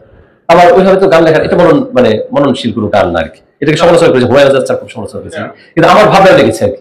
আমি যদি অন্যায় করি আর সেই অন্যায় যদি বিচার না হয়, তাহলে তো বিচার চাই, আমি বিচার যে না হয় যে চাই, তাহলে কেমন হবে বিষয়টা? তার মানে কি আমি আমার অন্যায় সুযোগ করে দিচ্ছি, তাহলে আমি অন্যায় করবো আর অন্যায় করবে, অন্যায় করে তো প্রার্থনা করলে হয়ে গেল আর কি। এবং খ্রিস্টানিটিতে একই কথা আছে, এই মানে সব জায়গায় আছে, কিন্তু ধর্মের একটা মানে বিষয়টাই কিন্তু এরকম, যে আপনি যদি প্রার্থনা করেন স্রষ্টার কাছে আয় বাক্যে, স্রষ্টা আপনার কথা শুনবে এবং আপনি মুক্তি দিবে, কিন্তু এখানে গলতটা। তো যাই হোক, এখানে অনেক বিতর্ক হতে পারে আর কি, অনেক বিষয় নিয়ে হতে পারে। আপনাদের সবাইকে ধন্যবাদ আমার কথা শোনার জন্য। আমি মনে হয় আরেকটু অনেক কিছু বলার ছিল, মনে হয় পরে বলা হবে। আমি যে আমার বন্ধু আসলে বাইরে যাবো আর কি, আর সে আবার খেপে যাবে, সে কিন্তু হঠাৎ করে খেপে যায়, দেখবেন যে এই আসলে খেপে বেরিয়ে গেছে। আপনারা সবাই ভালো থাকুন, আগামী সপ্তাহে আবার দেখা হবে। আমি থাকবো না আগামী সপ্তাহে, আমি একটু ঢাকা যাবো সরকারি একটু জরুরি কাজে আর কি। আপনারা ভালো থাকুন, নেক্সট উইকে 14 দিন পরে আবার দেখা হবে। ধন্যবাদ। অসংখ্য ধন্যবাদ অধ্যাপক গোপীনাথ দত্ত, স্বভাবসুলভ ভাবে চমৎকার বক্তব্য রাখছিলেন, অত্যন্ত গভীর মূল্যবান বক্তব্য, অথচ সহজ ছিল, সহজ ভাষায় কঠিন কথাকে তিনি তুলে ধরেছেন, যা আমাদের মতো এই লেম্যানদের মতো বুঝতে সহজ হয়েছে। আপনাকে অসংখ্য ধন্যবাদ। আপনি প্রায়শই বলেন আপনার প্রস্তুতি থাকে না, improvisation is so strong, I can't understand. Your improvisation is stronger than preparation of others. তো যাই হোক, আবারও কৃতজ্ঞতা জানাচ্ছি প্রফেসর গোপীনাথ দত্ত স্যারকে। এখন আমরা এই অ্যাডভোকেট আল রুহি আমাদের অত্যন্ত প্রিয় একজন মানুষ, আপনারা জানেন যে নজরুল গবেষক, উনি স্বীকার করতে চান না, কিন্তু নজরুলের প্রতি দখল দেখে আমাদের গবেষক বলতেই হয়, আমরা বলতেই থাকবো, ওনার সামনেও এবং ওনার আড়ালেও। তা উনি প্রত্যেকবারই ই করেন, এই পারলে কি করেন, ওই বিজয়ের মালাটা উনি ছিনিয়ে নিয়ে যান, আমরা দেইবা না দিয়ে নিয়ে যান, ছিনিয়ে নিয়ে যান, আজকে বোঝাতেই হবে। তো ওনার বক্তব্য অত্যন্ত তথ্যবহুল, চমৎকার শব্দ চয়ন এরকম করে থাকেন, আশা করি আজকেও করবেন। এবং এই দুরূহ যে দর্শন, এটাকে তিনি আরো সহজ করে তুলবেন যাতে আমরা সাধারণ শ্রোতারা বুঝতে পারি। ধন্যবাদ। ধন্যবাদ হ্যাঁ, আজকের অনুষ্ঠানের সম্মানিত মডারেটর এবং সম্মানিত সভাপতি, আমাদের পরম শ্রদ্ধাভাজন একজন শিক্ষক দেখতে পাচ্ছি, অনেক আগে তাকে দেখেছিলাম, শরীর আহমেদ রেজা স্যার উপস্থিত রয়েছেন আমাদের। একটু আগেই যিনি আলোচনার পরিসমাপ্তি টানলেন, আমাদের গোপীদা, আমার বন্ধু সাদি সালমান, আরেক বন্ধু তুহিন ভাই, যিনি এত সুন্দর একাডেমিক আলোচনা করেন, এক এক সময় মনে হয় যে তার ক্লাসে গিয়ে ছাত্র হয়ে বসি, এবং দর্শন এবং নীতিশাস্ত্রের পাঠ নেই আর কি, পাঠ নেই। উপস্থিত আছেন আমার অনুস্প্রতিম সোহেল সৌকর্য, ভালো চড়াকার, আরেক অনুস্প্রতিম জনাব আলী রেজা, কবি এবং প্রাবন্ধিক, কলেজ শিক্ষক, বিভিন্ন পর্যায়ের যারা আরো রয়েছেন, সকলকে ধন্যবাদ, কৃতজ্ঞতা জানিয়ে আমি দু চারটি কথা আলোচনা করব। তো বিষয়গুলো অন্যরা আপনারা যারা বললেন চমৎকার ভাষায় বলছেন, তাত্ত্বিকভাবে, একাডেমিকভাবে। আমি হয়তো ওইভাবে পারবো না, কারণ আমি কথা বলতে চেষ্টা করি সহজ সরল ভাষায়, যেটি বলতে পারেন আমার সহজাত প্রবৃত্তি, সেভাবেই আমি বলবার চেষ্টা করব। দর্শন এবং নীতিশাস্ত্র দুটি খুব বলা যায় যে জ্ঞান শাস্ত্রের পৃথিবীতে যতগুলো জ্ঞানের মাধ্যম রয়েছে তার মধ্যে সবচেয়ে কি বলবো গুরুত্বপূর্ণ, তাত্ত্বিক এবং দার্শনিক বিষয় বলে আমি মনে করি। অন্য যে বিষয়গুলো রয়েছে সেগুলো সবই দর্শনের সঙ্গে সম্পৃক্ত। দর্শন, আজকের বিষয়টা হচ্ছে নীতি দর্শন, দর্শন বা নীতি দর্শন। যেহেতু দর্শনের উপর আমরা গত পর্বে আলোচনা শুনেছি বিজ্ঞ আলোচকদের কাছ থেকে, আজকে নীতি দর্শন। নীতি দর্শন বিষয়টা কি? নীতি, নীতিমালা, বিধিমালা। যেমন আমরা অনেক সময় দেখি চাকরি বিধিমালা, তারপরে নিয়োগ বিধিমালা, রাষ্ট্রীয় সরকারি কর্মচারী বিধিমালা, অর্থাৎ একটি স্কেল টেনে দেওয়া হয় যে এই স্কেলে এই কাজগুলো করা হবে। আমি যদি শব্দটার আক্ষরিক বুঝে থাকি আর কি, আমার মনে হয় অর্থটা তেমনই। তো যাই হোক, সেই বিষয়ের সঙ্গে আপনারা জানেন যে প্রতিটি দেশেই আইন রয়েছে, প্রতিটি দেশেই রাষ্ট্রীয় নীতিমালা রয়েছে। এই নীতিমালাগুলো আমি মনে করি নীতি দর্শনেরই একটা অংশ, কারণ রাষ্ট্র একটা নীতিতে চলে, রাষ্ট্রের নাগরিক সেই নীতিগুলো মেনে চলেন, এটি নীতি দর্শনের অংশ। তাত্ত্বিক আলোচনা হয়তো নৈতিক দার্শনিকগণ এ বিষয়ে আমরা শুনলাম যে পরার্থবাদ, তারপরে নিজস্ববাদ, আরো সুন্দর সুন্দর শব্দ শুনলাম। তারপরেও আমি মনে করি নীতি হবে সবার জন্য, নীতি হবে সবার জন্য, আইন হবে সবার জন্য, বিচার হবে সবার জন্য। রাজা বিচারের বাইরে থাকবেন, আমি এই নাগরিক অধম, আমি বিচারের মুখোমুখি হব, একই অপরাধ করে রাজা পার পেয়ে যাবেন, মন্ত্রী এমপি পার পেয়ে যাবেন, আমি নাগরিক, সাধারণ নাগরিক, সাধারণ মানুষ, আমি সেই বিচারের মুখোমুখি হব। আমি মনে করি এটা আমার প্রতি অবিচার বা ইনজাস্টিস। এইরকম প্রতিটা ক্ষেত্রেই আপনার নীতিমালা রয়েছে, বিধিমালা রয়েছে, প্রবিধান রয়েছে, যেটি আইনের একটি অংশ। আমি মনে করি নীতিশাস্ত্রেরও একটি অংশ। দেখেন যে ধর্মের সঙ্গেও এর একটি প্রগাঢ় সম্পর্ক রয়েছে। ধর্মের মধ্যেও আইনের সৃষ্টি হয়েছে, ধর্মের মধ্য থেকে তার একটি আধুনিক কি বলে রূপ দেওয়ার মধ্য দিয়ে আইন সৃষ্টি হয়েছে। প্রতিটি দেশেই দেখবেন যে সেই দেশের রাষ্ট্র পরিচালনার যে আইনগুলো, তার যদি উৎস আপনি দেখেন, ওই ধর্মের থেকেই সেই দেশের আইনগুলোর উৎপত্তি হয়েছে। হ্যাঁ, রীতিনীতি। তা আমি সেই ক্ষেত্রে যদি বলি, আমি কোরআনের কয়েকটি কথা বলবো। এখানে ধর্মের প্রসঙ্গ অনেকেই আনেননি, তা আমি সেই আলোকে যা জানি সরল মনে সেই কথাগুলো বলবার চেষ্টা করব। কোরআন কি বলে যুদ্ধের ব্যাপারে? কোরআনের যে নীতিমালা, কোরআন বলে যুদ্ধ করে যাও কতক্ষণ, যতক্ষণ না অত্যাচার বন্ধ হয়, অত্যাচারিত ব্যতীত। এই চমৎকার একটি কথা। যুদ্ধের ব্যাপারে কোরআনের নীতিমালা যে বিশ্বাসীদেরকে বলছে তুমি যুদ্ধ করো। কি জন্যে? ওখানে নিপীড়ন হচ্ছে, সেই নিপীড়ক গোষ্ঠীকে থামানোর জন্য, তাদের নিপীড়নকে বন্ধ করার জন্য তুমি যুদ্ধ করো। কতক্ষণ? যতক্ষণ না নিপীড়ন বন্ধ হয়। সেটা আবার সুন্দর করে স্কেল বা সেটার সীমারেখা টেনে দিয়েছে। তাহলে এটা কি? এটা কোরআনের একটি নীতিমালা, যুদ্ধের ক্ষেত্রের নীতিমালা। আর এখন আসেন অন্য বিষয়ের একটি নীতিমালা। যেমন কোরআনে আমরা বলি সমাজে এই যে প্রতি বছর রোজা শেষে আমাদের ধর্মতত্ত্ববিদরা বলেন যে তুমি জাকাত দাও।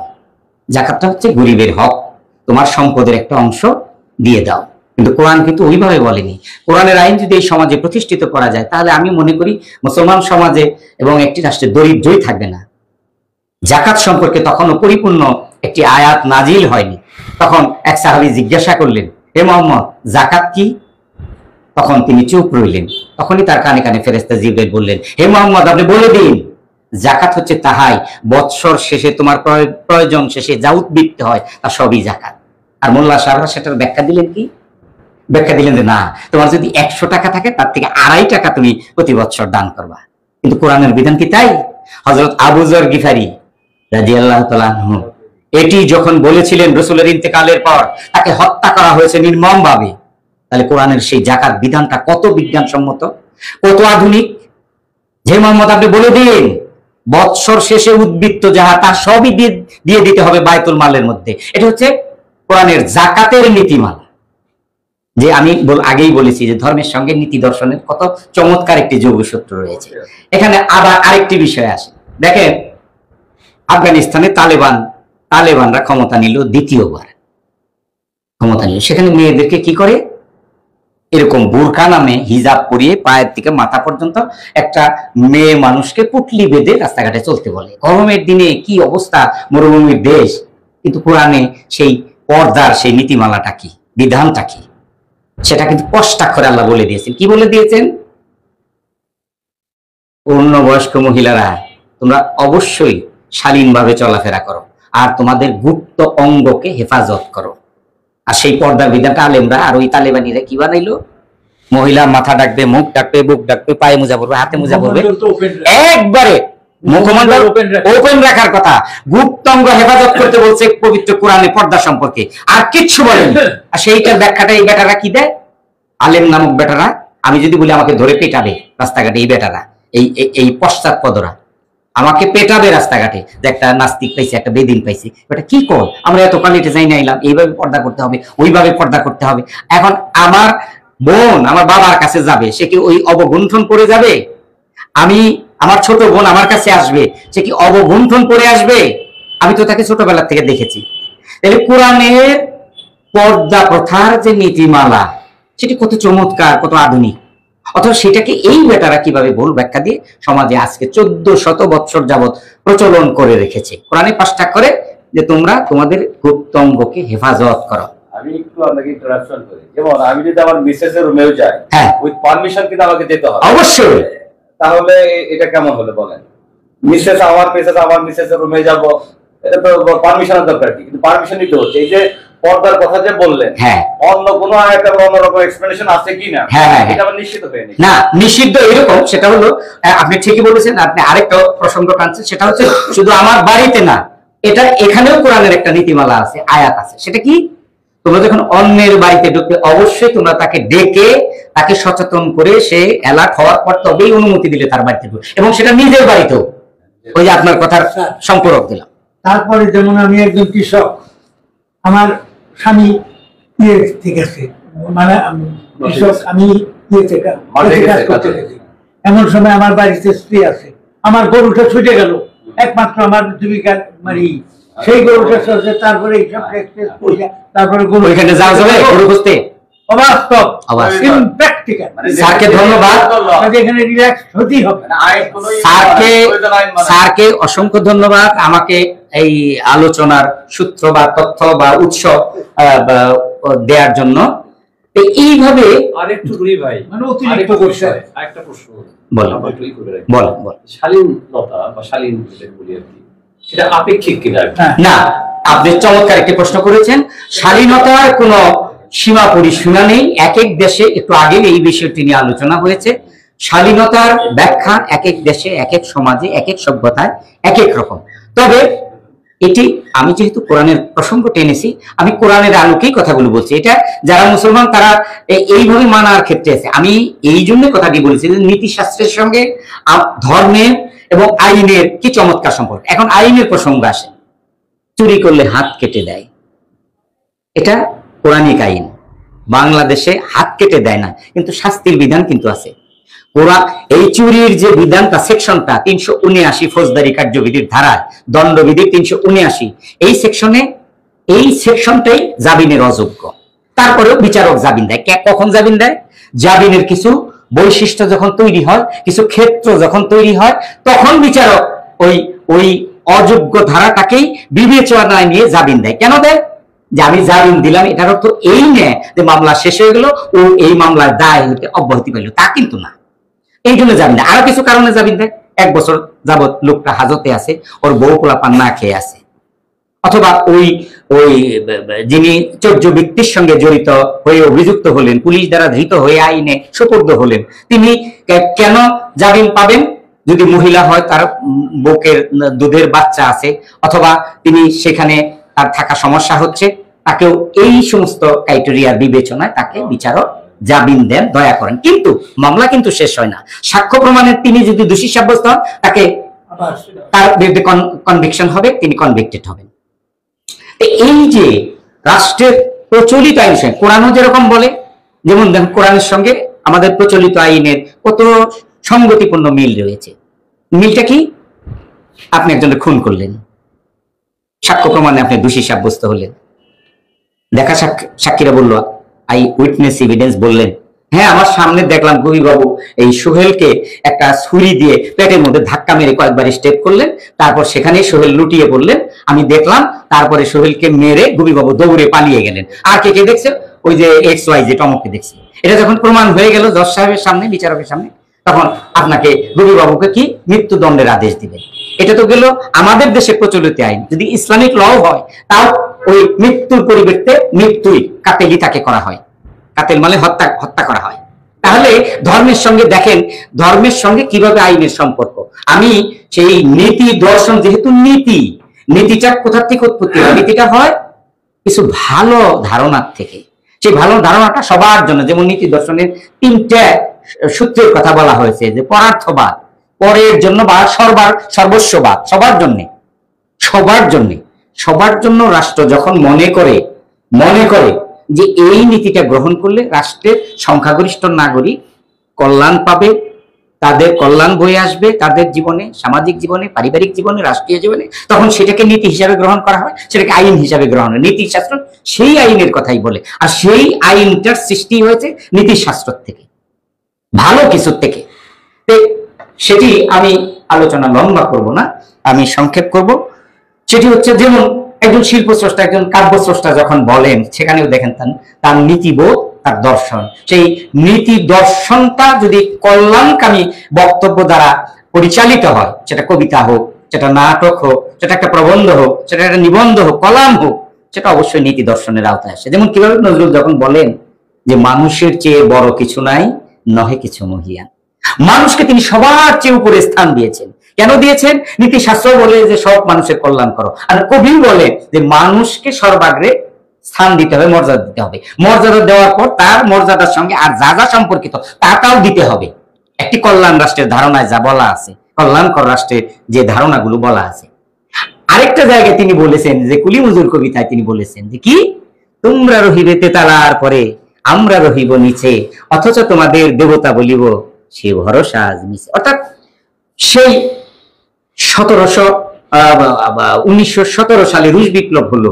রুশ বিপ্লবের যে সেই সমাজতান্ত্রিক সমতা ভিত্তিক একটি শোষণমুক্ত সমাজের কথা সারা পৃথিবীতে ঢেউ খেলে গেল। ইউরোপ থেকে আমেরিকার থেকে সেই মধ্য এশিয়া, সমস্ত পৃথিবী জুড়ে সেই মার্ক্সবাদের যে দর্শন, সমতা ভিত্তিক একটি সমাজের ধারণা, সেটি যখন ছড়িয়ে গেল, সেই আবহ কিন্তু আমাদের ভারতবর্ষেও এসেছিল।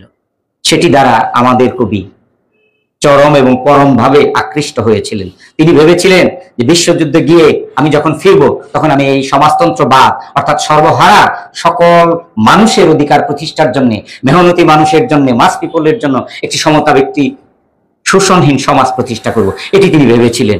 এবং এই জন্যই তিনি ভারতীয় কমিউনিস্ট পার্টির অন্যতম প্রতিষ্ঠাতা কমরেড মুজাফফর আহমদ একসঙ্গে থাকতেন। তিনি বলেছিলেন, আমরা যখন ভারতে একটি কমিউনিস্ট পার্টি প্রতিষ্ঠা করব, তখন সেই পরিকল্পনায় নজরুলও আমাদের সঙ্গে ছিলেন। অর্থাৎ তিনি সেই কমিউনিজমে বিশ্বাসী ছিলেন বলেই আপনারা জানবেন, দেখবেন যে সেই 20 সাল থেকে 28 সাল পর্যন্ত তার যতগুলো কাব্যগ্রন্থ প্রকাশিত হয়েছে, প্রত্যেকটির মধ্যে মার্ক্সীয় দর্শন সুস্পষ্টভাবে প্রতিফলিত হয়েছে। তাই আমি মনে করি যে মানুষের কল্যাণকর যে চিন্তা, সেটি নীতি দর্শনের মূল একটি উৎস, মূল একটি বিষয়। এটি আমাদের মাথায় রাখতে হবে। নীতি দর্শন নীতির কথা বলে, কোন নীতি? মানুষের কল্যাণের নীতি, মানুষের আদর্শের নীতি, মানুষের সুখে থাকার নীতি। আর সেটি কবি, যুগে যুগে কবি সাহিত্যিকরাও বলে থাকেন। আমি বিশ্বাস করি যে সেই ধারার কবির মধ্যে দুজন কবির নাম অবশ্যই বলতে হবে। একজন হচ্ছে সেই 20 দশক থেকে এই 30-এর মধ্যে সর্বহারাদের কবি, সেই সর্বহারা, সাম্যবাদী, অগ্নিবীণা, বিশ্বের বাসী, ভাঙার গান, ছায়ানট, পুবের হাওয়া। সেই পুবের হাওয়াটা কোথা থেকে আসলো? রাজবন্দির জবানবন্দি। এই সমস্ত তার লেখার মধ্য দিয়ে তিনি সর্বহারার রাজত্বের কথা, মার্ক্সীয় দর্শনের কথা সুস্পষ্টভাবে তুলে ধরেছেন। তো এর মধ্যেও আমি মনে করি যে নীতি দর্শন আজকে যে সুন্দর একটি টপিক, সুন্দর, আমি সুন্দর বলবো এই অর্থে যে সেই বিষয়গুলোর মধ্যেই মানুষের কল্যাণ সেই নীতি দর্শনের মধ্যে নিহিত রয়েছে, এবং যেটি যুগে যুগে কবি সাহিত্যিকরা সব দেশে সব কালে তিনি তুলে ধরেন। কবি নজরুলও বলেছেন, আমি সব দেশে সব কালে ঘরে ঘরে মানুষের জ্ঞাতি, মানুষের আপনজন। এই সর্বহারাদের কথা বলতে গিয়ে মানুষের আপনজন, তিনি মানুষের মঙ্গল চিন্তা করেছেন, মানুষের কল্যাণ চিন্তা করেছেন সাহিত্যের মধ্য দিয়ে। তো যাই হোক, আমি কথা বাড়াতে চাই না, আমি শুধু একটি কথাই বলবো যে নীতি দর্শনের সঙ্গে আমাদের রাষ্ট্রের আইন কানুনের যেমন সম্পর্ক রয়েছে, সাহিত্য শিল্পের সঙ্গে সম্পর্ক রয়েছে, দর্শনের সঙ্গে সম্পর্ক রয়েছে। এবং আমার আগের যে আলোচক যারা সুন্দর সুন্দর কথা বলেছেন, একাডেমিক আলোচনা করেছেন, আমি তাদের কাছ থেকে উপকৃত হয়েছি। দর্শনের সেই সুন্দর সুন্দর মতবাদ, যারা মতবাদ পৃথিবীতে এনেছেন এবং সেই মতবাদগুলো রেখে গেছেন, সেই ইমানুয়েল কান্ট, আরো যারা রয়েছেন সেই বিখ্যাত দার্শনিক এবং নীতিশাস্ত্রবিদ, তারা পৃথিবীতে এই মানুষের কল্যাণের জন্য এই মতবাদগুলো রেখে গেছেন, যেগুলো এখনো আমরা যদি অনুসরণ করি, আমি বিশ্বাস করি সেগুলোর মধ্য দিয়ে জগৎ সংসারে শান্তি ফিরে আসবে, মানুষের কল্যাণ বয়ে আসবে। আমি চাই এই অনুষ্ঠানের মধ্য দিয়ে মানুষের অধিকার এবং শিল্প সাহিত্যের মধ্য দিয়ে আমরা মানুষের কথা বলি, কারণ সাহিত্য শিল্প মানুষের জন্য, কোনো ইতর প্রাণী বিশেষের জন্য নয়। আর এই কথা বলে আমাকে আলোচনা করার সুযোগ দেওয়ার জন্য আমি আজকের অনুষ্ঠানের সম্মানিত মডারেটর এবং স্যার উপস্থিত রয়েছেন সভাপতি হিসেবে, এবং তাদের প্রতি ধন্যবাদ জানাই, কৃতজ্ঞতা জানাই। আমার এই তিতো আলোচনা এবং রসকসহীন আলোচনা শোনার জন্য সকলের প্রতি আরেকবার ধন্যবাদ, কৃতজ্ঞতা, এবং সকলের দীর্ঘায়ু সুস্বাস্থ্য কামনা করে আমার কথা শেষ করছি। আসসালামু আলাইকুম, ধন্যবাদ সকলকে। ধন্যবাদ অ্যাডভোকেট আল রুহি। প্রিয় দর্শক শ্রোতা, যেটা বলছিলাম, প্রতিবারই তো উনি চমৎকার আলোচনা করে থাকেন, আজকেও তার ব্যত্যয় ঘটেনি। মন্ত্রমুগ্ধের মতো তার আলোচনা শুনছিলাম। তিনি এই দুর্বোধ্য যে এই দর্শনের আলোচনাকে এতটা সুন্দর এবং একেবারে সহজ করে বলা যায়, আলোচনা করা যায়, সেটা তিনি করলেন। আমরা কিন্তু আপনার আলোচনা বুঝতে পেরেছি, বুঝেছেন? ভাই, হ্যাঁ, আমরা কিন্তু বুঝেছি। আমরা আমাদের জ্ঞানের স্তর যতই যেখানে থাকুক না কেন, আপনার আলোচনা কিন্তু আমরা বুঝতে পেরেছি।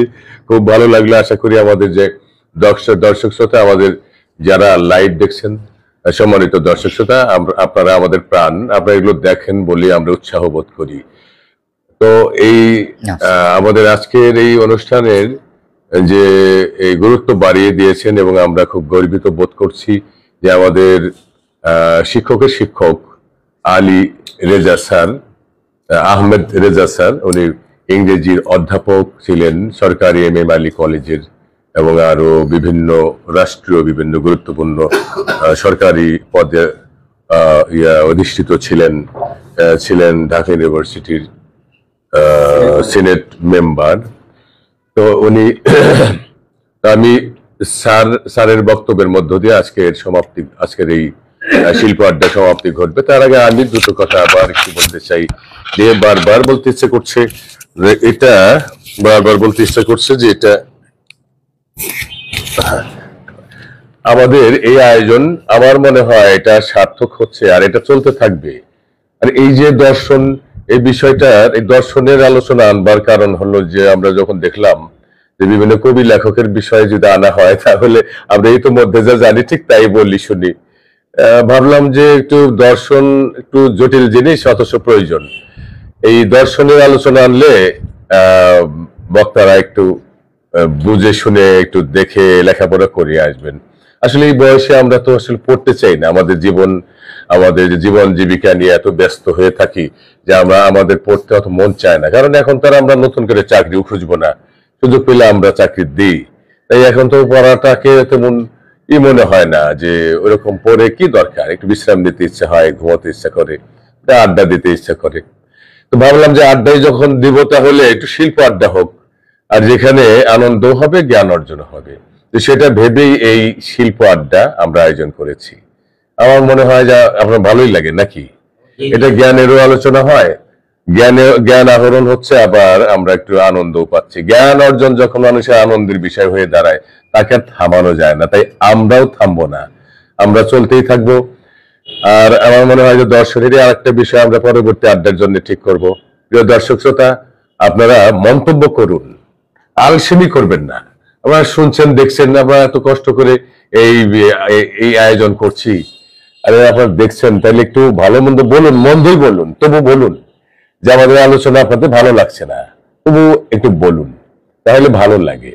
মন্দ বললেও ভালো লাগে, তারপরে সেটা বলুন। আর আপনারা যারা ইচ্ছে পোষণ করতে চান, দূর দূরান্তে যেখানেই থাকুন, আপনারা প্রতি মঙ্গলবার, এখনো এটা পরিবর্তন ঘটেনি, রুটিনে আছে, প্রতি মঙ্গলবার সন্ধ্যে 7টা, যদিও বলি যে একটু পরে শুরু হয় বাঙালি সময়, তো তাই আমরা ইচ্ছে করলে সরাসরি আমাদের এই আয়োজনের স্থলে আসতে পারেন, অথবা দূর থেকেই যুক্ত থাকতে পারেন। সম্ভব হলে শেয়ার করুন, সেই ধারাবাহিক কথাবার্তা লাইক কমেন্ট করুন, শেয়ার করুন, যাতে আরো বেশি বেশি লোক আমাদের এই অনুষ্ঠানটা উপভোগ করতে পারেন। আপনার তো যাই হোক, আমরা পরে ঠিক করছি। এই এতক্ষণ সঙ্গে ছিলেন এখানে আমাদের যে শিক্ষকের শিক্ষক জনাব আহমেদ রেজা স্যারের মূল্যবান বক্তব্যের মধ্য দিয়ে আজকের এই শিল্প আড্ডা শেষ হবে।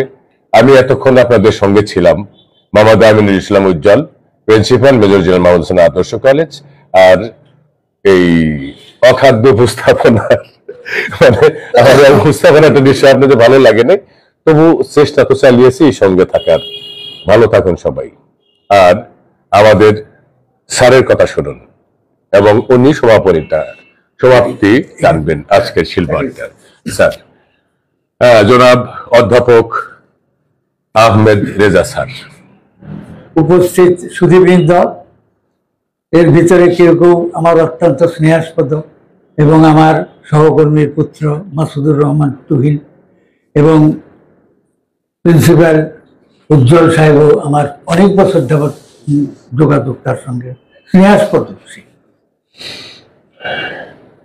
আমি আসলে দর্শন এবং নীতিশাস্ত্র এই দুইটা অ্যাবস্ট্রাক্ট বিষয়ের উপরে আমি তীব্র আপত্তি জানিয়েছিলাম যে আমি এই বিষয়ের উপরে বলবো না, এবং এই দর্শনের সম্বন্ধে, দর্শন পড়া বিভাগের একটা কঠিন বিষয়, এই জিনিস আমি সযত্নে পরিহার করেছি। এটার উপরে আমি কোনো কথা বলতে পারবো না। এটা, এবং আমি যে এটার অযোগ্য এই বিষয়ে কথা বলার, এটা বিনয়ের সাথে বলছি না, বাস্তবিকই তাই। তবে আজকে আপনাদের ইলুমিনেটিং ডিসকাশন শুনে মনে হচ্ছে যে এরপরে কোনো জায়গায় গিয়ে আমি হয়তো এখান থেকে 2-4 কথা কোট করে ওখানে পার পেতে পারি।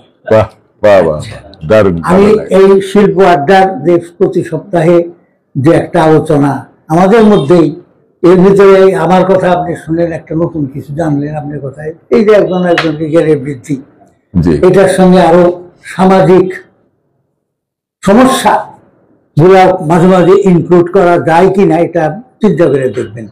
এখানে আমাদের কিছু কাজ আছে। সমাজে কতগুলা ভ্রান্ত ধারণা, বারবার একটা মিথ্যা কথা বলেন না। আমরা একটা উদাহরণ দিই, জনগণের মালিক হচ্ছে সরকার, সরকারের মালিক হচ্ছে জনগণ, জনগণের কাছে ক্ষমতা। জনগণ কবে ক্ষমতা পায়? জনগণ কোন মেকানিজম আছে যে গভর্নমেন্ট যে ফর্ম করে তার মধ্যে জনগণ কি করতে পারে, ইনফ্লুয়েন্স করতে পারে গভর্নমেন্ট কি? তারপরে জনগণ, রাষ্ট্রের মালিক হলো জনগণ, আমরা হলাম সেবক। তাহলে সেবক বঙ্গভবনে বা গণভবনে রাষ্ট্রীয় ভোট সভায় যখন আয়োজন হয় তখন কারা যায় সেখানে? সেই মানে বিচারপতি, 3 বাহিনীর অধিনায়ক, অমুক শিল্পপতি, অমুক বাস প্রধানমন্ত্রীর ইফতারের মানে ইফতার মহফিলে যারা গেল, এরপরে আবার দেখবেন যে প্রেসিডেন্টের ইফতার মহফিলে দেখবেন যে সেই লোকগুলাই আবার সেখানে যে উপস্থিত। অথচ এই যে ডক্টর কামাল হোসেনের মতো লোক তখন বারবার বলে যে এই জনগণের কাছে ক্ষমতা দিয়ে দিতে হবে, জনগণের কাছে ক্ষমতা দেওয়ার কোন মেকানিজম আছে? 100 কোটি টাকা করছে, মানে কালো টাকা সাদা করছে, সে বলছে জনগণের কাছে ক্ষমতা দিতে হবে।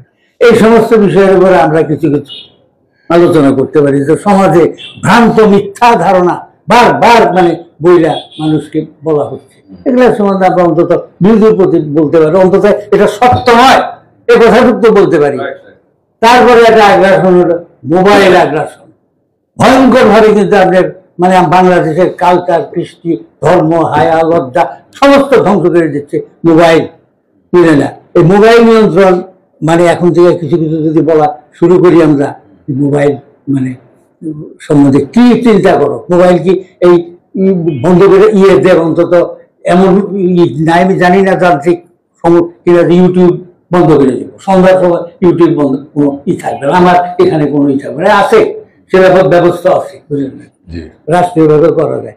মোবাইল অ্যাগ্রেশন এমন ভাবে আরম্ভ হয়েছে, একটা দোকানে যা দেখবেন যে দোকানদার সে বিঘে একা সে মোবাইল দেখতেছে, আপনি একটা জিনিস কেনার দরকার, ইচ্ছাই হয় না যে এই ব্যাটা যা জিজ্ঞাসা করে যে আপনার এই জিনিসটা কিনতে আসছে, আর ও বিরক্ত হয়, কেউ কিন্তু বিরক্ত হয় কোনো সময়। আমি এত করে দেখতেছি, আমার সচক্ষে দেখা এলিফ্যান্ট রোডে একদিন দেখি, এলিফ্যান্ট রোডে জানেন যে এলিফ্যান্ট রোডে রোড ডিভাইডার আছে, রোড ডিভাইডার, সে রোড ডিভাইডারে সে একটা মেয়ে এখান থেকে মোবাইল দেখতে দেখতে দেখতে দেখতে এমন ভাবে সে পার হয়ে গেল, অ্যাক্সিডেন্ট হয় নাই কিন্তু there was every possibility of an accident, কিন্তু সে পার হল। এবং আমি নিশ্চিত ওই মহিলা পর্ণ ছাড়া আর কিছু দেখতেছিল না, কারণ এলিফ্যান্ট রোডে যখন রোড ডিভাইডার পার হয়ে যাচ্ছে মোবাইল দেখতে দেখতে পর্ণ ছাড়া আর কিছু দেখতেছিল। এই সম্বন্ধে একটু চিন্তাধারা আজ না হোক 2 দিন পরে মোবাইল সম্বন্ধে আলোচনা উঠবে। আচ্ছা, আরেকটা জিনিস আমাদের কানে আমি দিতেছি, মানবতা, ন্যাচারাল জাস্টিস, মানবতা। মানবতা দর্শন তো অনেক প্রকার আছে, মুসলিম দর্শন, হিন্দু দর্শন, ভারতীয় হিন্দুদের 4 ভাগ মুনির দর্শন, ঋণং কিত্তা ঘিতং পিবেত, ঋণ করিয়াও ঘি খাও, 4 ভাগ মুনিও কিন্তু একজন দর্শন, ভোগবাদী দর্শন। মুসলিম দর্শনের কথা বলি আমরা, মুসলিম দর্শন আছে, তার হিন্দু দর্শন আছে। দর্শন বলতে টোটাল নলেজ, এবং টোটাল নলেজটাকে মনে করি যে আমরা সহজভাবে দর্শন মূল কথা।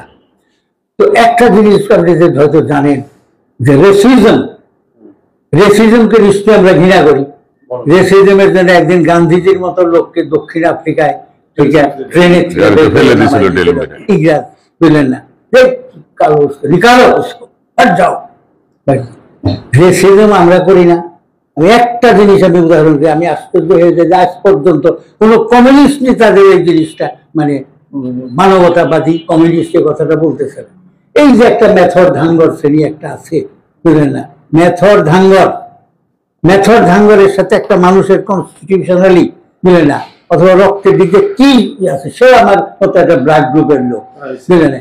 এই মেথর ধাঙ্গরদেরও সমাজে মানে এই যে ঘৃণা করে তাদের রেস্টুরেন্টে ঢুকতে দেওয়া হয় না, তারা বাইরে বসে চা নিয়ে খায়। ভাই আমাদের কি আছে, আমাদের যে রক্ত সেইটি, আমাদের যে চামড়া সেইটি, আর তারা তো মলমূত্র ধরো না, ধরেও যদি তো হসপিটালে তো ধরতে হয়, বুঝলেন না।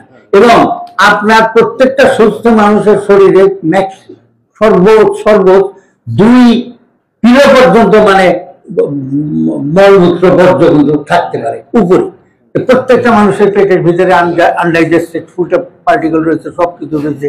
তাইলে পরে সবই এক জিনিস, তার নাম মেথড। তুই বেটা থাকতে পারবি না, মানে রেস্টুরেন্টের ভিতরে ঢুকে চা খাইতে পারবো না। কেন চা খাইতে পারবো না? আরেকজন লোক এসে সে মেথড না, কিন্তু তার সিভিলিসের জীবাণু রয়েছে, তার জন্ডিসের জীবাণু রয়েছে, পায়োরিয়ার জীবাণু রয়েছে, সেই চা খাইতে পারো, আর সে সুস্থ একটা মেথড সে আসতে পারে। মেথডের কি, তার কি মলমূত্র লাইগা থাকে সরিয়ে, আর মলমূত্র কি সে টাচ করে? তার একটাই দোষ, যে বর্ন এ মেথড, বুঝলেন না? এদের কেন দোকানের থেকে বাইর করে ঢুকতে দেওয়া হয় না, বুঝলেন না? চলে না গিয়ে ধাঙ্গর করতে যায়, ওদের হয়েছে চা খাবো, বুঝলেন? দেখেন আমি তো প্রস্তুত আছি, যদি বলেন যে চলেন যাবো। এটা আমি ওই দিন দেখল মানবতাবাদী দর্শন, আজকের সাথে রিলেশন আছে, যেহেতু মানবতাবাদী একটা দর্শন আছে, মানবতাবাদী দর্শন হিউম্যানিজম থেকে আমি বলতে পারি যে এই ধরনের আমরা কিছু করতে পারি। তবে যাই হোক, এই যে সপ্তাহে বা ভবিষ্যতে যদি সপ্তাহে মানে অ্যাক্টিভ পিরিয়ডে যদি এটা মানে মনে হচ্ছে খুব ফ্রিকুয়েন্ট, তখন মেক ইট মানে আর কি 15 দিনে একদিন, বুঝলেন না? তো 15 দিনে একটা করতে পারেন। এইভাবে আমরা ভবিষ্যতে কোনো লাইভলি টপিক এবং দরকার মনে করলে এগুলাকেও করতে পারি, আমাদের স্কোপের ভিতরে আনতে পারি। তো যাই হোক, আজকের ডিসকাশন ইলুমিনেটিং, প্রত্যেকেরই ডিসকাশন মানে ইলুমিনেটিং। বললাম যে এত ইলুমিনেটিং ডিসকাশন মনে হয় যে এখন আমি আরেক জায়গায় বলতে পারবো এগুলা থেকে। আই ফিল এনলাইটেন্ড, যথেষ্ট এনলাইটেন্ড মনে করতেছে এই কথা বলে, এবং এই ধরনের আয়োজনকে আয়োজকদের এবং এই চিন্তাধারা যারা বের করছে যে আমরা সপ্তাহে সপ্তাহে একটা করবো, তাদের ধন্যবাদ জানিয়ে করবে মানে আমি করতেছি। সম্মানিত দর্শক শ্রোতা, এই আপনারা ধৈর্য ধরে আমাদের আলোচনা শুনছিলেন এবং আমাদের যেটা বলছিলাম, আমাদের শিক্ষকের শিক্ষক অত্যন্ত সম্মানী মানুষ, অত্যন্ত জ্ঞানগর্ভ কথা বলেছেন। তার যে সমাপ্তি বক্তব্য, সমাপনী বক্তব্য এরকমই হওয়া উচিত, যে দিক নির্দেশনামূলক এবং বক্তব্য দিলেন এবং যে মানবতাবাদী যে হওয়ার যে কথা বললেন, তার সুদীর্ঘ জীবনের তার যে অভিজ্ঞতার কথাও তিনি তুলে ধরেছেন। আর আমাদেরকে যে কথাগুলো বললেন ব্যতিক্রম কথা, প্রয়োজনে হরিজন পল্লীতে গিয়ে আমরা চা খাবো। এই যে মানুষ কি পার্থক্য আছে আসলে? মানুষ সবার তো দেখতে একই, আমাদের রক্ত তো সব একই, আমাদের গায়ের রক্ত তো একই, কাউকে তো আসলে দেখে মনে হয় না। একটা পোশাক আশাক, যে আবরণ, যেটা পোশাক আশাকের মধ্য দিয়ে যদি আমি নিজেকে ভিন্ন করি সেটা ভিন্ন কথা, কিন্তু আমরা আসলে যে আমাদের যে অবয়ব, আমরা মানুষ হিসেবে আমাদের সবকিছু একই, আমাদের অনুভব অনুভূতি একই, কিন্তু প্রকাশটা একটু ভিন্ন ভাবে ভিন্ন ভাষায় হতে পারে। সেটা শক্তিশালী প্রকাশ বা দুর্বল প্রকাশ যাই ঘটুক, কিন্তু অনুভব অনুভূতি এই তেতুই লাগে আমার কাছে, অন্যের কাছে তাই লাগে।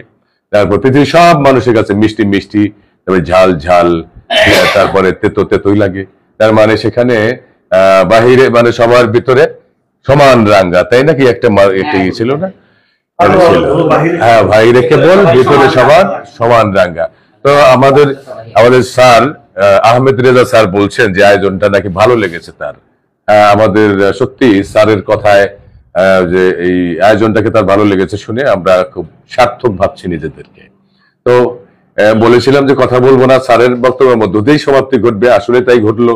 এবার স্যার যেহেতু একটু আমাদের প্রশংসা করলেন, তাই তার কথাটা উল্লেখ করার জন্য আমি এই কথাগুলো বলছি। যথারীতি শেষ হলো এখানেই। আর পরবর্তী পর্ব দেখার জন্য আমন্ত্রণ জানিয়ে স্যারের অনুমতি নিয়ে আমিও শেষ করছি। আল্লাহ হাফেজ।